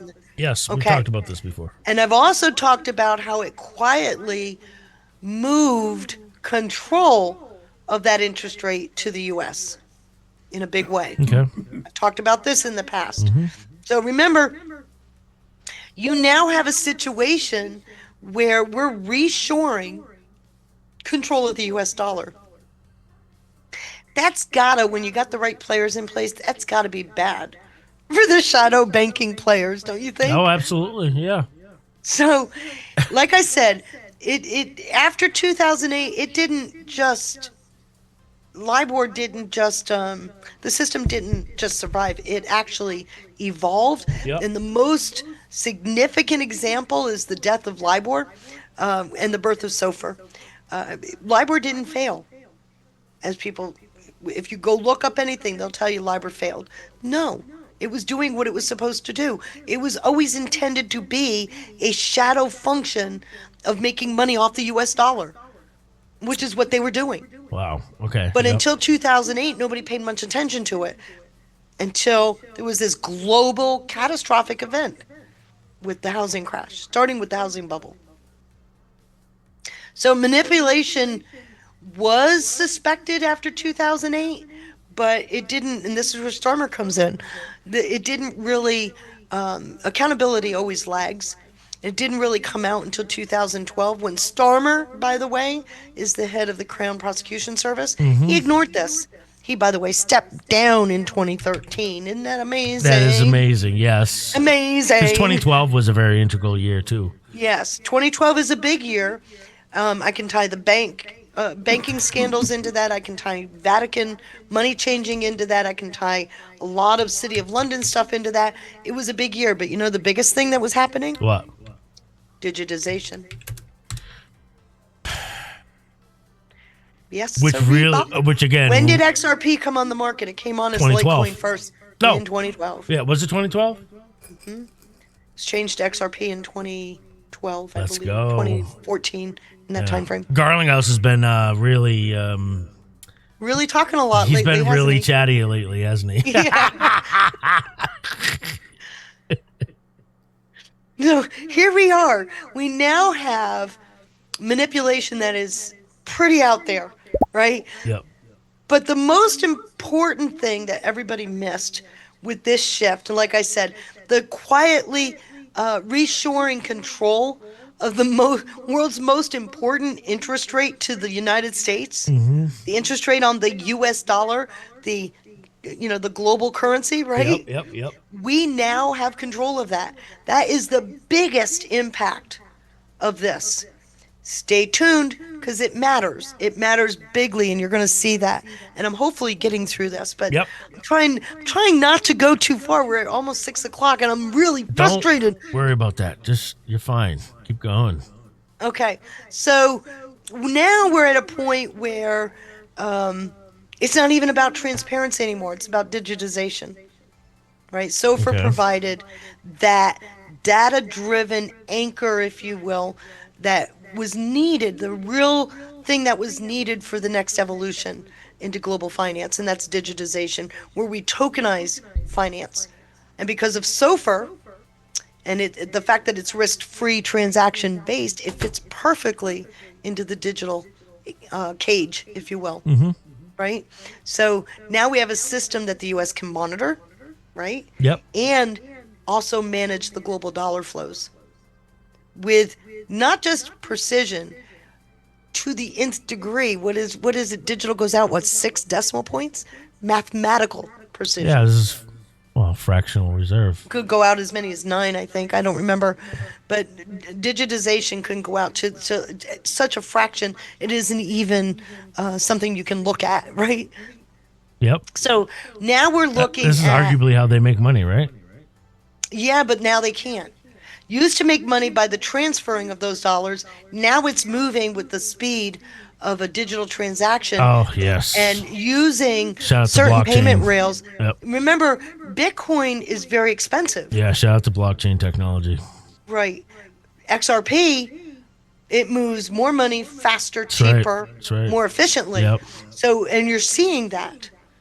So this is where it's really getting good, because where stability used to be engineered, now it's a reshoring of that power to make sure that it really is a stable outcome. I see you Interesting. stepping back. Yep. No, I'm just wrapping my mind around I this. think Is I'm doing a crazy. good job with this, guys. What do you Please, think? Look yeah. at Sean. Still Are you enjoying? Yeah, I'm still processing. This is incredible. You haven't once said anything about these cool slides. Yes, I did. Chat knows I have. I did the These ooh slides are awesome, ah. aren't they? I did the ooh ah earlier, but Did you the obligatory ooh ah? but you were on the roll, so I didn't want to stop you. It takes a while to get the AI to do the slide that I envision. Just so you know. That's why I keep saying do the ooh ahs, because some of these slides took me several days to make. And I just learned Starmer didn't do it really. No, I know. No, but he did hold simple people accountable for things that happened in London. But you know what? none of the things that mattered Yeah, happened under his watch. Do you know what he really mostly did? Major cases. Rotherham was grooming gang scandal. But he also went after the bridge guy, the London Rockdale, Bridge. yeah, the Rockdale case, a notable incident involved decision made by the CPS in 2009 not to prosecute suspects in a Rockdale case due to concerns about the victim's credibility. Also, improving victim treatment. Yeah. Those victims of what? Human trafficking. Well, that gets right back to what's his name? Yeah, Muhammad Al-Fayed. Well, not just him, but there's the other guy. What's it? Doty? Oh. No, the other guy. Shoot. Well, you got Jean-Luc Brunel and No, we're talking about the famous Brit trafficking, rape. Oh, what's his nuts there? Yeah. He really oversaw that? He didn't. No. He ignored it. He ignored it. Okay, of course he did. Yeah. So moving on, this is how we are now moving into a stable environment, because now that we've moved to SOFR, that gives the system a bit of a digital anchor, right? And it's a way to actually engineer the stability we've talked about but never achieved. Right. And this is because we now can get much more precise. And that benchmark is only as strong as the assets it's built on. So this is where we see the financial evolution that had taken place after 2008. Notice, 2008 we had the crash.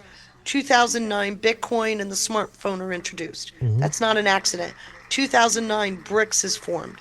Not an accident. 2011 Litecoin. 2012 XRP. Keep coming through. 2014 the due diligence on Ripple is done. 2016-18, you've got Russia working with SoftBank in Japan on cross-border transfers. Are you seeing the process? And once this stuff is implemented, guys, guess what? There's no. You don't go backwards. You don't go backwards. This is the beauty of it. Right. And this goes back to the Monica Crowley statement about how Trump has put things in place. That protect everybody, protect the future. There's no way. Oh, man. We are so far along right now. Yeah, there's no going backwards. It can't go backwards. They can only delay it, do things to delay it. And just so you know, the SOFR transition completed in 2023. It was identified in 2012. The LIBOR scandal was identified in 2012. Yeah. But the transition didn't complete until 2023. So this is a big deal because we go from TARP. That's right. Unchained just nailed it. Yes, a level playing field worldwide. Right. End around London. You just nailed it. Yep. Absolutely. Cutting the nuts off the London completely. And a lot of people haven't. Well, I think more people are starting to come around to the city of London now. More and more every day. Even, I want to say Trump has been alluding to it a lot lately. You do realize that the Bank of England helped design the SOFR transition, right? That should also inform you. Bank of England is in the city of London. What does that tell you? It isn't about the banking system so much as it's about that enabler level that I keep showing you, where the manipulation's happening. Which is not that corporation. The banks. I'm sorry? It's a corporation, City of London Corporation. Yes, City of London Corporation, but what I'm getting at, when the Bank of England helped with this transition, it's telling you that it's the enabler level that has pushed the system beyond its capacity. Okay, yep. And for their own survival, they had to do this. Or global finance would have already been blown up. Yeah. Okay. So this is a big deal coming in. So now let's get into the too central to fail piece, right? We're looking at now the whole idea of the COVID shock and the enshrinement of the status quo. And I'm about to show you something that's gonna blow your socks, but where do you see it? Because COVID is the inflection point. That's where we move from managing a crisis to managing the global economy. And it's by 2020, the system no longer had a backstop, right? Mm-hmm. We became that backstop 100% fully and completely. COVID shock itself wasn't just another 2008. It was the moment the system moved from too big to fail to too central to exist without. Okay? Too big to fail says you bail it out. Too central to exist without means literally no matter where it is in the system that's starting to have a hiccup, you do whatever it takes, whenever, whatever, however, to keep that thing going. Was this by design or was this a survival? This was a survival tactic. Okay. So they had to remember, after 2008 with the bailouts, what did we do? We incentivized risk. Right? The greater the risk, you were lauded. You actually got bonuses. For who? For taking extreme the players in the system. Oh, okay. Remember the $125 billion out of TARP went to the banks to infuse back into the economy to get lending spurred again? And it instead went where? Golden handcuffs, major salaries and bonuses. Remember? So literally the message to the market was, don't worry about risk. We'll get a bailout. Right? That greed, that's a better word than risk. We incentivized the greed. There's a better word. Thank you. And by 2020, we're tapped out again. Gross. Completely. The entire economy was seizing up. And so, but look at the response, though. The playbook that was written back in 1974, then again refined in 2008, 74 is after the petrodollar, suddenly amplified beyond your hearing capability, right? It is just so major. It wasn't just backstopped. We literally flooded the economy. Governments unleashed unimaginable numbers and amounts of fiscal support, and it dwarfed anything we'd done in the past. We're literally, here in this country, $2 trillion was unleashed. Okay?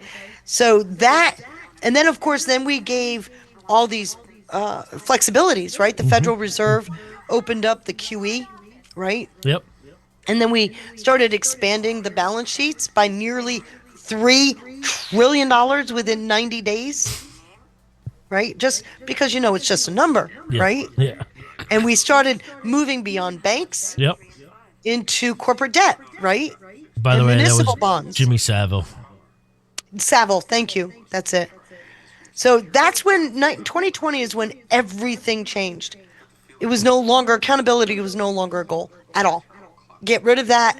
We're into survival mode at all costs. We're going to survive. And they propped up every asset.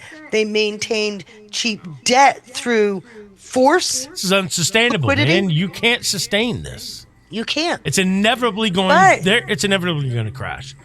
Meaning their now system. You're starting to understand why there were these extreme measures. Wait till you see what I've got. So we now have the CARES Act as a continuity mechanism now, right? If you pull that curtain back, what you have is a massive stimulus bill.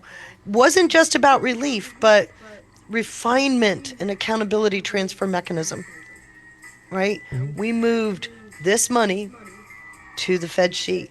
We go $454 billion, became $4 trillion on the Fed balance sheet. We moved at scale $2.2 trillion to administer stability. Okay, so we have a funding mechanism now that is especially being used to backstop the Federal Reserve lending facilities. And that master key, that $454 billion, was using strictly and only taxpayer seed money. Yeah, Trump's been saying a lot of that is probably not even real. Fraudulent. It's all fraudulent, yeah. Are you starting to get where this is from? Yes. So for the first time, we have a system that's not even saving banks, right? It moved it onto Main Street into the lending program. It's taking money or absorbing liquidity anywhere it can find it. So this is a big deal to watch this. But I want to show you something that's funny. Okay. Let's look at the Great Realignment. I'm going to explain this because I'm going to have you laughing here in a second. The Great Realignment is the CARES Act, signed into law March 27th, 2020. And it brings us into how the CARES Act became a bridge between financial survival and how it altered national policy as well. And when that got signed, it was more than just a relief package. It was a total regime shift. It unleashed $2 trillion, like I showed you, and expanded monetary policy. Oh my God, beyond belief. And that changed well, hopefully not permanently, but it fundamentally changed the relationship between the United States government and our economy. Because now the United States government is subject to the needs of the economy, not controlling the needs of the economy. I'll show you this in a second. So think about it. When the lockdowns happened, the gears were frozen. Credit markets seized, right? Businesses lost revenue overnight. Remember that? I was a part of that. The response was an immediate system-wide deployment of emergency liquidity. That's the CARES Act. And the U.S. Treasury then deployed capital at a scale we've never seen before. Do you remember Mnuchin saying, if you're caught in fraud, we're coming after you? Mm-hmm. Right? Because money didn't get it, again, didn't make it to Main Street, did it? There's still people Said you had being Planned arrested Parenthood taking these big corporations taking it, remember? Mm-hmm. So we added trillions to the public balance sheet, and we allowed that same amount to go belly up on Main Street. Right. So what's interesting is when it was signed into law. Keep that date in mind. The Senate passed the bill unanimously on the 25th of March. Unanimously, 96-0. The House approved it by a voice vote on the morning of March 27th. That afternoon, unheard of, that afternoon, Trump signed it into law. You ready? Mm-hmm. Remember that slide? Oh, yes. Huh. This date right here? Yeah, this just came up recently. Yeah, what's the date? March 27th, 2020. Right when Trump left office. What is he saying that? He didn't physically leave office. He's saying that fiscal policy now is directing domestic policy. What did they do? They unleashed immigration to backstop the American taxpayer who didn't have the dollars. Wait, what? Yes. Hold on a second. Wait, what? What? Literally. That's what he's telling you with this. You can go look it up. The CARES Act unleashed illegal immigration. Why? What are you talking about? Unleashed? Because the illegal immigrants were given work permits, remember? Those work permits meant they paid taxes. That was a backstop to the American taxpayer who did not have the money to pay taxes. So they were using illegals to help front a failing economy.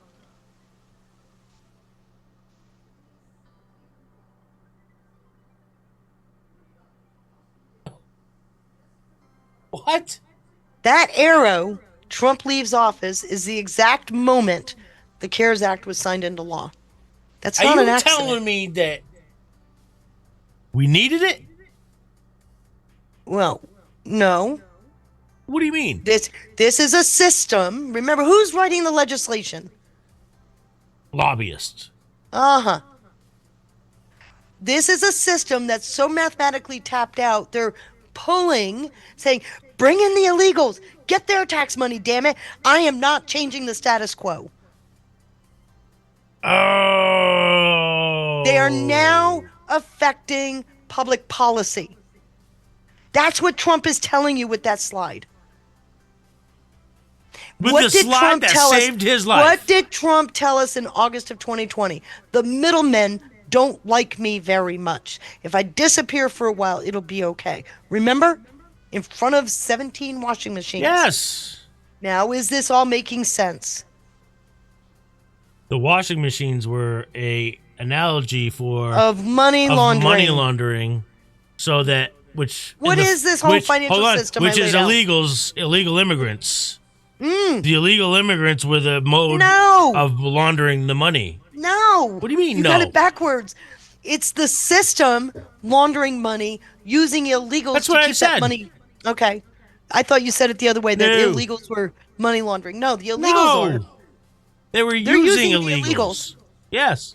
So remember, let's go backwards. That's tie it all hard back to together. wrap. Man, my gosh. What? Go back to the beginning. Is this why Trump keeps highlighting this graph? Yes, he's trying to tell you that's what he's fixing. How come nobody's figured this out yet? Well, except for you. Because somebody hasn't dug in like I have. Holy shit, Feisty! But once you see it, you can't unsee it. So let's tie this all together, right? You just did. Move from. All right. What? He didn't jump out of his seat. So this is why Trump has let it happen. This is why it needed to be this way. It had to be this way. But he arguably could have been the death knell if he didn't let it happen. How else does he stop this? You have to expose them to the public, right? What are we doing? We're exposing the fraud. We're exposing the illegalities. We're exposing the weaponization of the system so that their shit doesn't get exposed. Outside of this audience, outside of this, our circle right here, is it really exposed yet? It's starting to be. Okay, I hope so. But that's arguably the chart that, quote, saved his life. Right. So let me tie this all together. Please. We start with removing accountability from the partners, move it to a corporation, which pushes transfers the accountability to the shareholders, right? Okay. Then we backstop that by saving the corporation by transferring the accountability to the taxpayer, right? Yep. 2008, all of it's backstopped by the taxpayer with the bailouts, TARP and the like. 2020, nothing is held accountable within the system. Right? Everything is backstopped by the taxpayer. Yeah. And each step of the way, this is why immigration reform never happened. This is why major public policy bills never happened. Why? Because they needed the loosey-goosey public policy to backstop what they were doing. Each time, each crisis got progressively worse. Yep. Public policy degraded that much further. Yeah, absolutely. You can see it now, right? Everybody saw it before. But now you get it in relation to this chart. Now I get it in relation to that, which, oh my gosh. So let me show you something. You see over here, it says AI hates this slide. So they hate tariffs. Boy, they must really hate the tariffs. They do hate tariffs. The tippy top. Yep. They hate tariffs because it's something totally outside of the system. The machinations. It brings everything back here. Everything. Mm-hmm. Everything. So AI hates this slide. Says it's too political. I'll give a shit, AI. I played with this slide. I ended up having to. That's why you see this box here. I ended up having to edit it on my own because I kept trying to get rid of this slide. Yeah, just take note. You used Google. ChatGPT, didn't you? Okay, so I ended up editing this slide myself to get it to say what I wanted it to say because AI wouldn't do it. So a lot of the stuff on this slide is my stuff. The box, all the text, the circle this right here, because after CARES, we have massive stimulus that's unleashed on the economy, and immediately you can see immigration went off the rails, right? Why? Because they're using immigration to backstop the fiscal policy issues. It's right there in front of you. You see it, right? That's why I made sure this covered that.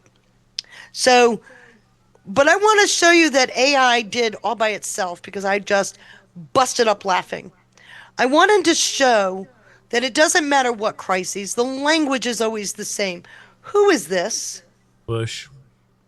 But AI had no problem with Bush being on a slide. Wouldn't do this because it was too political, but that was just fine. Doesn't look like Bush, but yeah, okay. I know it's Bush. Yeah, you know it's Bush because it says mission accomplished, right? Yeah. Don't you find that just kind of ironic? It's because Trump, we all know it's because Trump is just polarizing. Right. And Bush used the term mission accomplished okay. when in fact the economy did not stabilize. We at the 2008 crises we had everything is stable when in fact it wasn't. Mm-hmm. And then what did it say? Financial crises is over. Wait a minute, the declaration. I can't remember the exact term. Yeah. And it's hidden behind this slide because I like this slide better. But in 2008, stability restored. And then it said it again, stability was declared in 2020, when in fact those weren't true.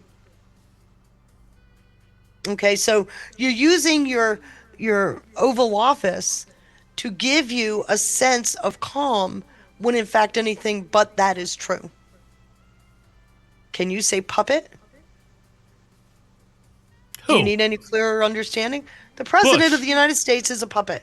Oh, historically, and Trump, yes. In 2020, was a puppet of the system. He had no choice. He had no choice. Yeah. Okay. So but that now takes he's us not. to. Now he's not. No. 2020 he was. Yeah. It's when he realized he had a huge deep state he was still dealing with. He had to have had confirmation that by letting things play out the way they did, or letting Biden have it in 2020, that he had to have had. What were those terms? What was determined to him? What were the indicators that he? Well, it's when he saw the CARES Act puppet. money. When he saw the CARES Act money being used to fund the whole effort for mail-in ballots, and Trump came out in a big way and said they're going to steal the election. Damn. Yeah, this reminds me of the post office used to play a big role, even in banking, right? Yeah. Go ahead, keep going. So I put this scorecard together to kind of give you a picture of what we just went through. Okay? From the 1930s, there was individual accountability. They lost their jobs. The system was forced to reset. These are the banking areas. The government took there was some partial reform through the government. That's where you get the Roosevelt Parks program. Remember, he took kids from unemployed families, put them to work in parks. Remember that? But the citizens themselves didn't absorb any of that collapse. They weren't held accountable. By the 1980s, some people are prosecuted, but noticed the burden is now shared from the institutions through to the citizens. This is in the 80s.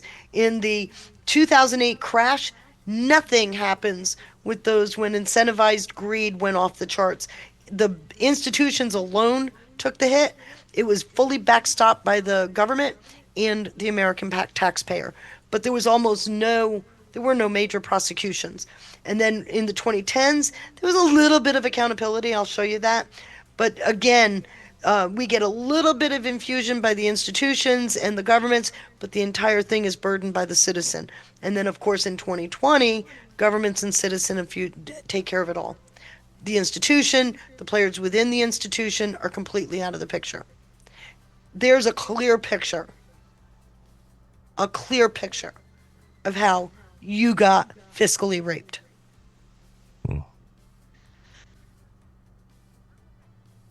Okay? Yep. Leading us to this vicious cycle.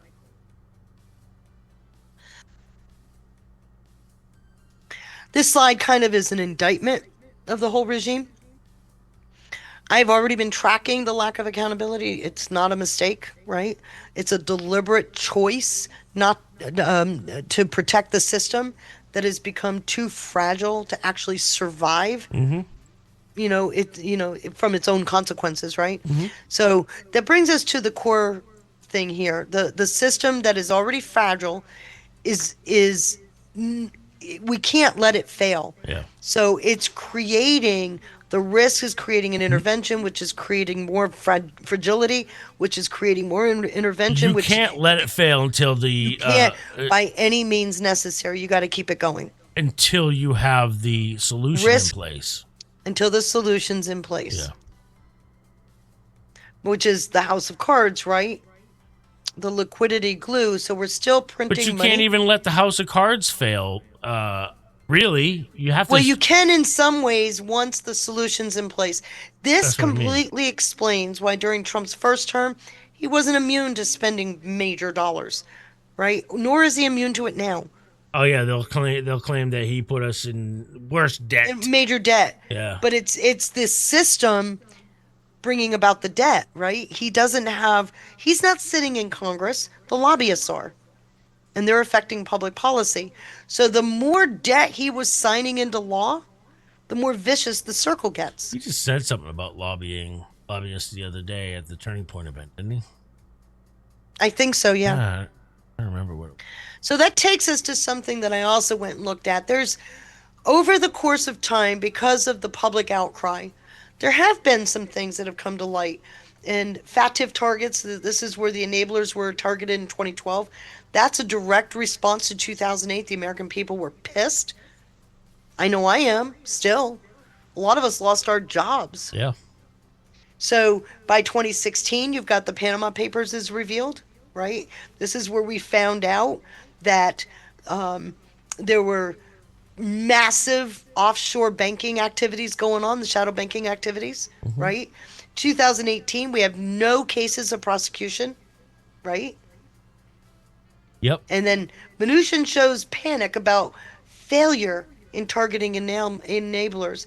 I think he was trying to expose it in 2018.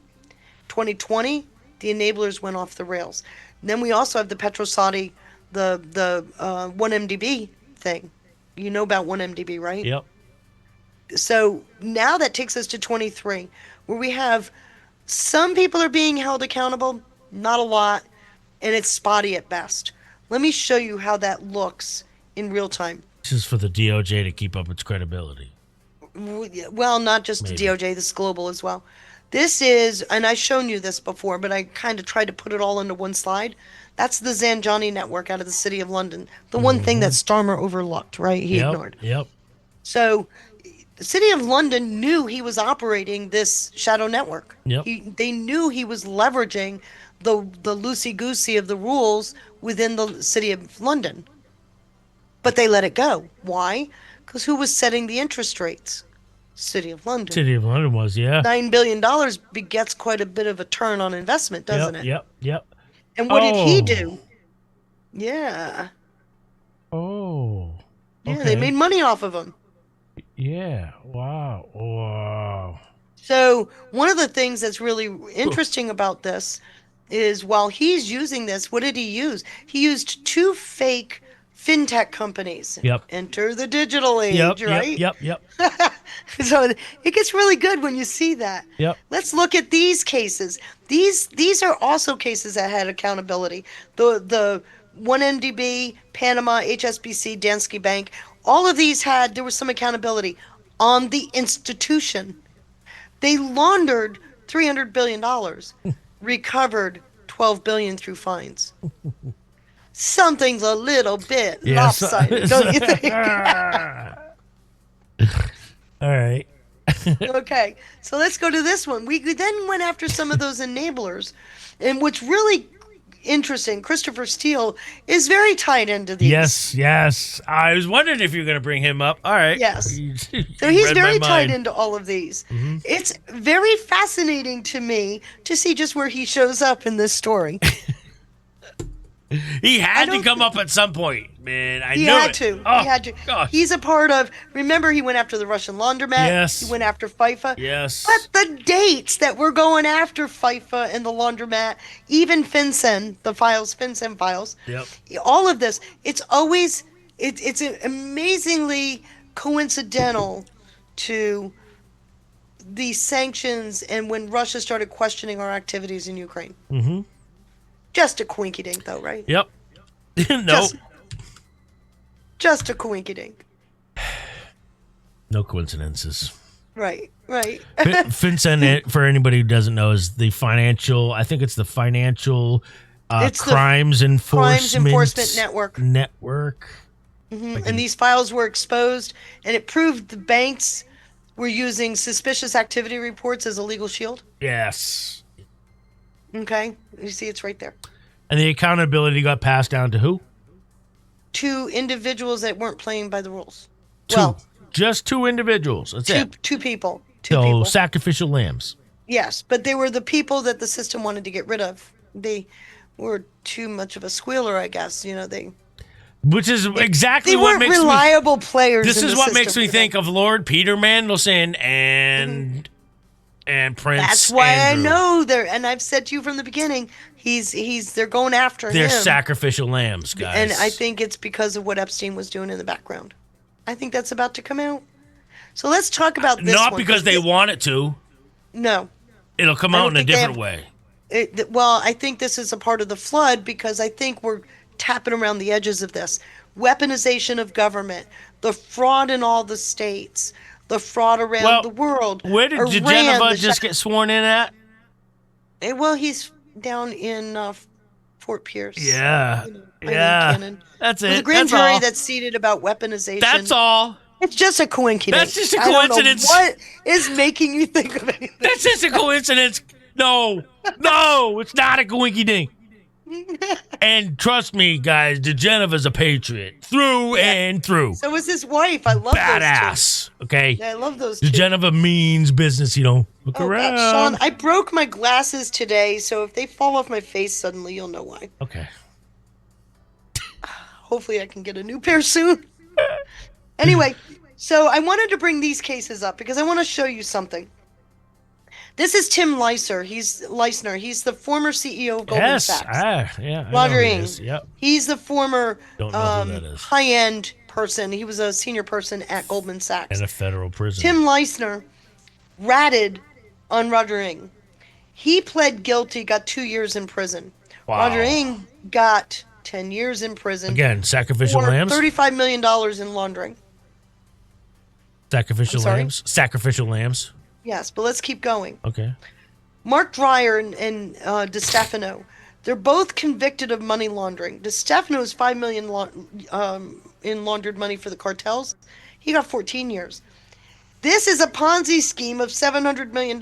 He got 20 years. How much did Rothstein get? 50 for $1.2 billion. In a undisclosed location.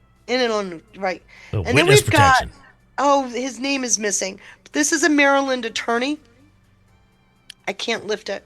It's behind this. See, AI screwed with me.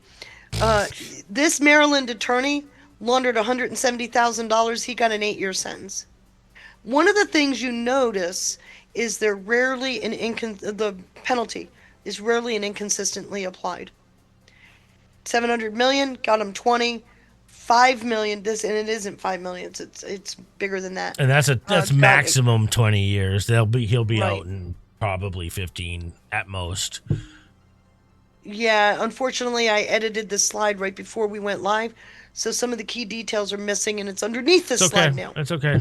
So, but what I'm showing here is that there's an inconsistency, and that brings me to one of my favorite slides, and it's this whole idea of the end of the accountability lag. So we find out the problem. Lag, meaning for anybody who's fed up because you think you're not seeing accountability, here's the end of it. Mm-hmm. So what I'm getting at here is we know about the problem. Mm-hmm. Problem showed up long before the trigger or the crises, right? Mm-hmm. We ignored it for as many as 15 years later before we do anything. Okay. All right, 10, 15 years. So because of digitization, we're lighting up the plumbing. You can see things in real time. And a perfect example Yeah, of they this don't like just this. happened Yeah. in Dubai. They took down dozens of money changers connected to the Iranian illicit financing pathways Oh. just 2 weeks ago. 2 days later, Marco Rubio, connected to the same funding network, what is it, Zaran Hami? I know I said that wrong, but that same network connected to Soleimani's niece and grandniece. 2 days after Dubai, he revokes their visas and arrests them. Why? What did Scott Bessent say? They watched billions leave Iran and go into these other accounts. In other words, they were moving it digitally. They were tracking it digitally We were too. tracking it. We were tracking it because of AI. So you got blockchain traceability, AI detection is changing global policy right now. Oh my gosh, this is a beautiful thing. Didn't I tell you I was going to end This on is a high note? beautiful. I told you I was going to end on a high note. So have faith, everybody. Have faith. Right. Rejoice. So now this is great. We are ending the era of plausible deniability. I knew nothing at all, says thank Farmer. God. Because that plausible deniability has been a bitch. Right. Excuse my French. It's been a bitch. Well, it's over. Good. Now, let me just point this out. It's an obvious. We are seeing the perfect signs of that inflection point where things change. Is it all changed? No. I don't want to give people the false sense that it's already all changed. We are seeing where it's moving in the direction we've needed it to move. And one of the problems we've had all these years is that our technology didn't catch up with the need. They were moving faster than the regulatory and the enforcement process could. Now with technology, with AI, with blockchain tracing, all of that, we are now starting to move faster than their workarounds they can come up with. Does it change them trying to come up with workarounds? No. But the closer we get to a global technology that's infused with the system, the better we get at moving this backwards. And so we are seeing a tolerance window literally. Oh, the guy with the question mark on his face, that's Walter Lloyd Blair. He laundered money for the cartels in Maryland and then interrupted the what did they call it? The obstructed the legal process. Anyway, so we're seeing something real happening is what I'm getting at. That when you start seeing global rules start to coordinate, which we're doing, obviously, when you see Dubai and the U.S. working together, and both the money changers in Dubai and the Soleimani niece and grandniece are all a part of the Quds Force network, you start to get it, right? You start to get what did they go after. Absolutely. On top of that, today there was a Chinese tanker that was seized. Well, I did some digging. It's not a Chinese tanker. It was in Shenzhen, but it's part of the illicit. Are you talking about the one that the U.S. Navy blew a hole in There the was ship? two of them, I guess. There's two now. That one was flying an Iranian flag. Mm-hmm. Yeah, they both are Iranian ships, but they're from the Ghost Network. They were coming out of, one was going to, one was coming out of China. Which Xi promised it. That had to do with it's weapons. not Xi, though. I did some digging. With weapons, yeah. I did some digging. And probably the CCP or the deep state, the China's deep state, maybe. No? No. Okay. No, actually, it's Hong Kong, Iran, and Chinese illicit networks. Not Shanghai. Hong Kong, really? Shanghai is a part of it. I have to go back and I'll get that in a minute. Okay. But what it's exposing, and then when I went back and looked at FinCEN and Treasury sanctions, it was those very same networks that they've been sanctioning. Okay. The very same networks right. tied to these ships.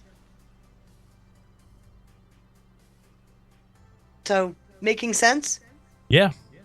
So, just so we can get clear here, I want to, whether the system wants to admit it or not, the day is over. A new day is dawning. How's that? A new day is dawning. Isn't that a very well lit up plumbing, set of plumbing.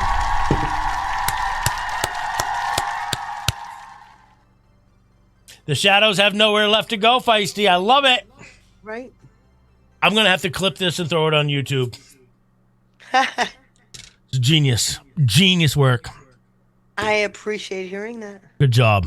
Everybody, So give Feisty a round of I'm going to applause. land it on my final slide. It is a new day. Everything is changing now. Everything is ready. We have the technology. We have the enforcement will, right? The political will, because the people are fed up. Yep. So we're getting to where we need to be. And I hope it took me it still took me a little over an hour and a half. I did good. Unbelievable. And see, last couple of Trump posts. The Iranian leadership has forced hundreds of ships toward the United States, mostly Texas, Louisiana, and Alaska, to get their oil. Thank you very much. I'm winning a war by a lot. Things are going very well. Our military has been amazing. And if you read the fake news, like the failing New York Times, the absolutely horrendous and disgusting Wall Street Journal, whoa, Yeah, right? Or the now almost defunct, fortunately, Washington Post, you would actually think we are losing the war. The enemy is confused, but they get these same media reports, and yet they realize their Navy has been completely wiped out. Their Air Force Which, has... how many times has Trump said that? Too many times. And you would think people would get it, that the ship that we just took was neither Iranian nor another state actor, although they're quick to say that they're state sanctioned. We are talking about a shadow fleet. We are talking about a fleet that's operating through the shadow network. We are talking about what I just went over today. Yeah. How much more do you need to know that he is attacking not just the city of London, but Brussels? Remember, I've shown you. Yes. Brussels is the top. They're Yes. the rules. City of London is the plumbing. Yep. How much more do we need? Brussels is where the globalists... Well, that's the globalist. That's the globalist piece. network, yeah. And they set the world And they order. rely on the city of London. Mm-hmm. The city of London finances their policy. Yes. In fact, City of London has a permanent office in Brussels. Go figure. I got some thank you. We got some. But that's okay, because the UN has a permanent office in the City of London. So we just got to connect all those dots. We've got some serious thank yous to give. Vanessa Brooks, thank you for gifting another 10 subscriptions over on Rumble. Holy crap. Vanessa Brooks, Does that's... that mean I did good? Yes. Just check. That's 20 gifted subs from Vanessa Brooks today so far. Thank you, guys. God bless you. Shout out to Divining Rod 555. Let's go with a $5 Rumble Rants. And then we just shout out to Mr. Leota with just gifted a sub. In a while, huh? Yep. Good to see you, brother. I love that new song that you did, and but remember, you got to do it every day. Every day, say it to yourself every day. Him and I know him, and he knows what I'm talking about, and we'll keep it at that. And then over on pilled.net, we've got a whole slew of love. Sean Joe with a cookie. Chris Doom with that 420 gold pill. Sean Joe again with 2 back-to-back cookies. Trump red pill with a cookie. Love me some Feisty Kitty. Thank you. Sean Joe, thank you. Thank you to Trisha E with a can. I lost my job in the 70s to Puerto Rico. I lost my job in the 80s to India. In the 90s to Taiwan. By 2000, everything else went to China. And let me point out something. We have now shown, I've shown you this, the illicit networks in the Western Hemisphere. That's the Venezuela story and what's going on now in El Salvador and Colombia. We also have now the Middle East and Eastern networks. Yes, my cat wants petting. We've got those networks being exposed, and they're all connected to the same place. So we are definitely at a place where we can actually turn that ship around. But those of us that have been paying dearly, I know my husband, now that my husband's laid off, it's even worse. You know, but most of us are suffering dearly for what has happened over the last 50 years. Which is It's why, time for it to shift in our favor. yeah, which is why we're so grateful to those of you out there that are generous enough to donate. Just remember, Thank you for those donations. I yeah, appreciate it. you're not They're never asking, obligated. you want the Cash App. It's pound, it's dollar symbol Feisty Cat 17. Yeah. And Marissa's been dropping those links. I got it in the bottom, Chiron, the lower third down in the bottom for anybody who wants it. And Feisty's on there too. So thank you for sharing that, Trisha E. Trump Red Pill with 2 back-to-back cookies. Thank you, Trump Red Pill, and Sean Joe with a cookie. Trump Red Pill with a cookie. Up in Smoke with 117 gold pills. Thank you, Up in Smoke. 117. Yeah, there's a lot of 117 going on lately. I came up again last night. I'm trying to remember why. Thank you to NX17 with a pair of banger shades. Says, mind-blowing show. Much respect, Sean and Feisty. Hey, you can thank this one right here. I'm just here to. He just showed up today. He wouldn't even open the file I sent him. Because you need the element of surprise, by the way. But I didn't surprise you. The hell you didn't, guys. You didn't rock it out of your chair. Yes, I did. No, Twice. you didn't. Twice. You just didn't see it because you were so focused on what you were doing. I was focused on what I was doing. I was probably looking at a slide, didn't see you do that. Divining Rod. I will now have to go back and find it. Yeah. No, you've got to clip it and add it to the intro is what you got to do. Okay, all right. Divining Rod 555 with yet another $5 Rumble rant. Says this show was so fire. Yep, like I said, that's probably going to have to be uploaded onto YouTube. I'm so glad you guys liked it. Yep. So thank you again, NX17, for the shades. Thank you to Just Fed Up with a can. Let's go, Just Fed Up. You need a drink after that. Great job.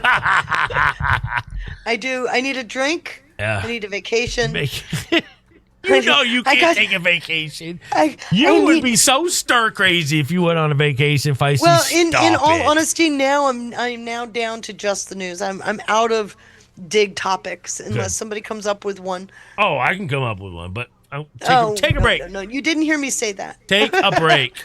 I need to step back. Please. I have been working on this, guys. This is part of this cat's hair. It's part of a long series of research that I've been doing since December. Take a break. December time frame. And so this was the final piece of it. I think I did pretty good. So take a break because you're going to be joining me every Thursday for the news. So yes, and I still have my Wednesday chat show, which is pretty much news. And that's bullet point news. So yeah, we'll get through that. But Thursday. at least I don't have to burden you with slides. It's not a burden. Knock it off. And yes, Just Fed Up. That's one margarita headed to Feisty's direction. Shout out to Thong Chaser with a can. Feisty knocked it out of the park. That is right, Thong Chaser. With one of the greatest handles in the interwebs. I can't believe that. Bobby Digital, thank you for the cookie. Where is Feisty's donation links? Awesome show. You too. Bang up job, Feisty. Like I said, it should be, you should see it down in the bottom, Chiron. It's on the Chiron. If not, it's $$ Feisty Cat 17. Feisty Cat 17 on both Venmo and Cash App. Thank you to P-Quest with the cookie. Aaron Pauling says, been a while since I have seen you, Feisty. Great info as always. And Thank you so much. I will have to record the whole thing with OBS so I can upload it onto YouTube. So, and thank you everybody too that joined us last night for Patriot Theater. We had a blast last night. Me, Ash, and Duppy. We did the movie Project Hail Mary. You might like that one. That one actually was surprisingly good. It got a huge. I never heard of it. It got a huge reception. I can send it to you if you want to watch it with a hubby tonight or something. Shout out to Matt, not Kevin. I had to do it. And then after that, we did continuing the DC series. So I'll be live tonight with the news at 9:30. So I hope to see everybody tonight, 9:30 for America Rising News over on America Rising Media.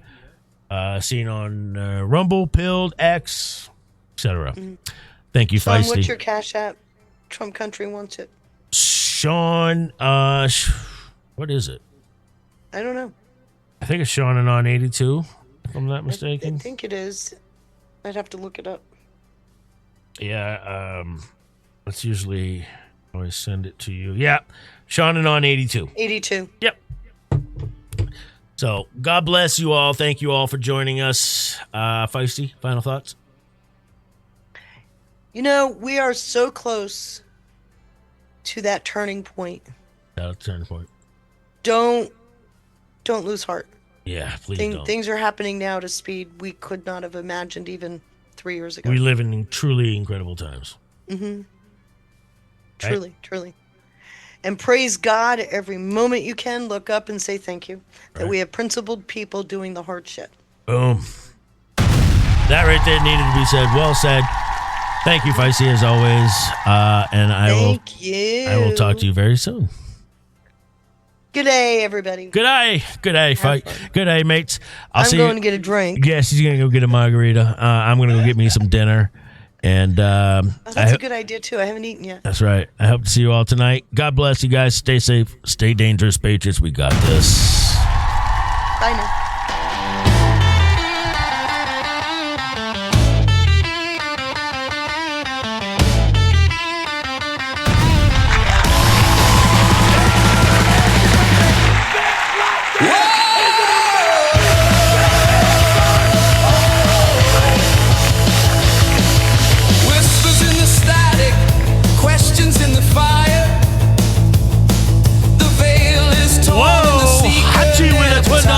$20 Rumble Rant says phenomenal Feisty. Thank you so much. She reads between lines while the empire grows. The priesthood of medicine, prophets of law. She claws through the curtain, exposing the flaw. No map, no guide, just shadow she tracks. Every thread pulled is a world turned back. The faithful will know, though the words may be few. To the blind, every truth is a riddle untrue. And thank you to Jess for the $25 Rumble Rant. Eyes of flame, unmasking the player in the shadow game, where the silence breaks, the hidden shake. She names the unspoken, the world away.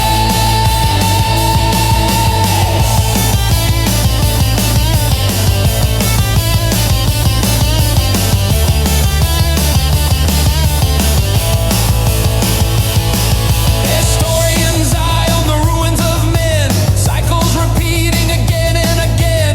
Digital soldier, a phantom, a spark, a voice through the wires ignites the dark. Voice of iron, breath of dust, piercing the empire built on rust. Keeper of the flame, she stakes her claim, illuminates the nameless, calls them by name. Through Babylon's towers, through Rome's broken gates, she carries the question that history hates. No creed, no tyrant, no mask will remain. When the feisty one whispers your true name.